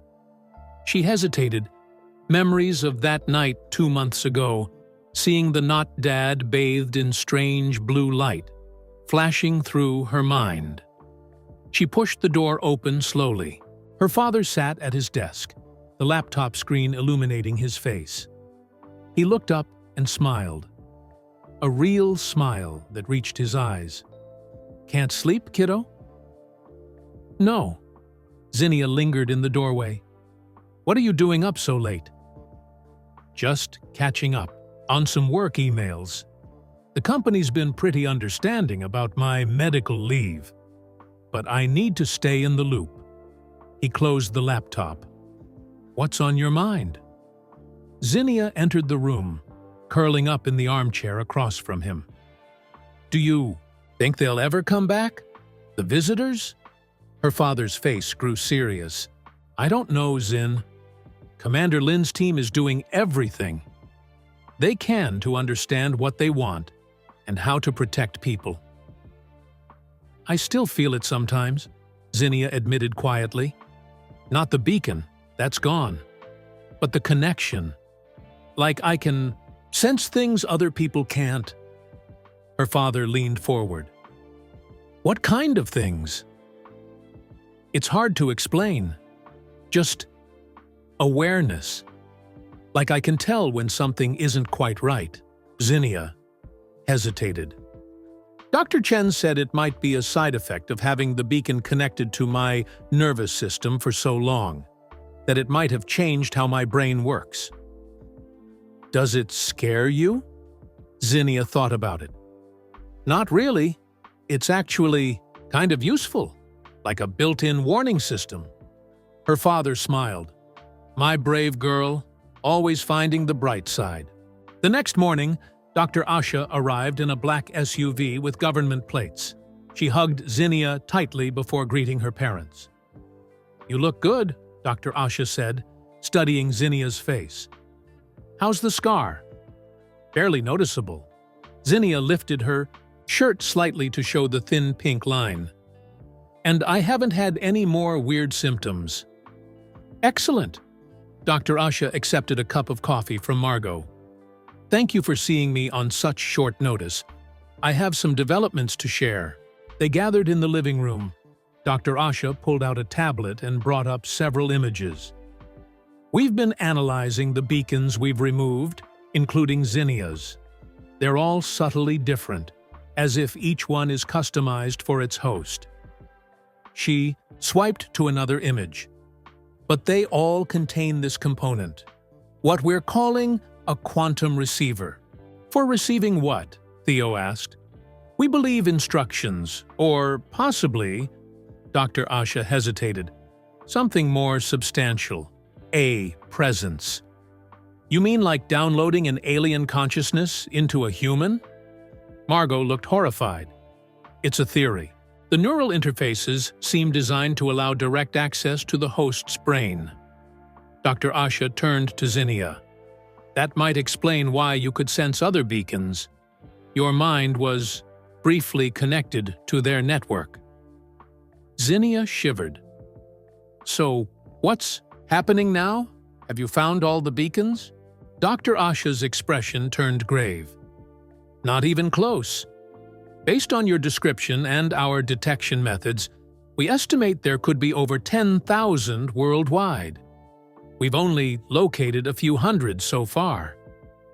Oh my God, Margot whispered. But that's not why I'm here. Dr. Asha set down her tablet. Yesterday, we intercepted a transmission from what we believe is the visitor's communication network. It contained a date and time, 3 weeks from now. What happens then? Theo asked. We don't know, but every beacon we're monitoring showed increased activity after the transmission. Zinnia felt a chill run through her. They're counting down, just like I told you. Dr. Asha nodded.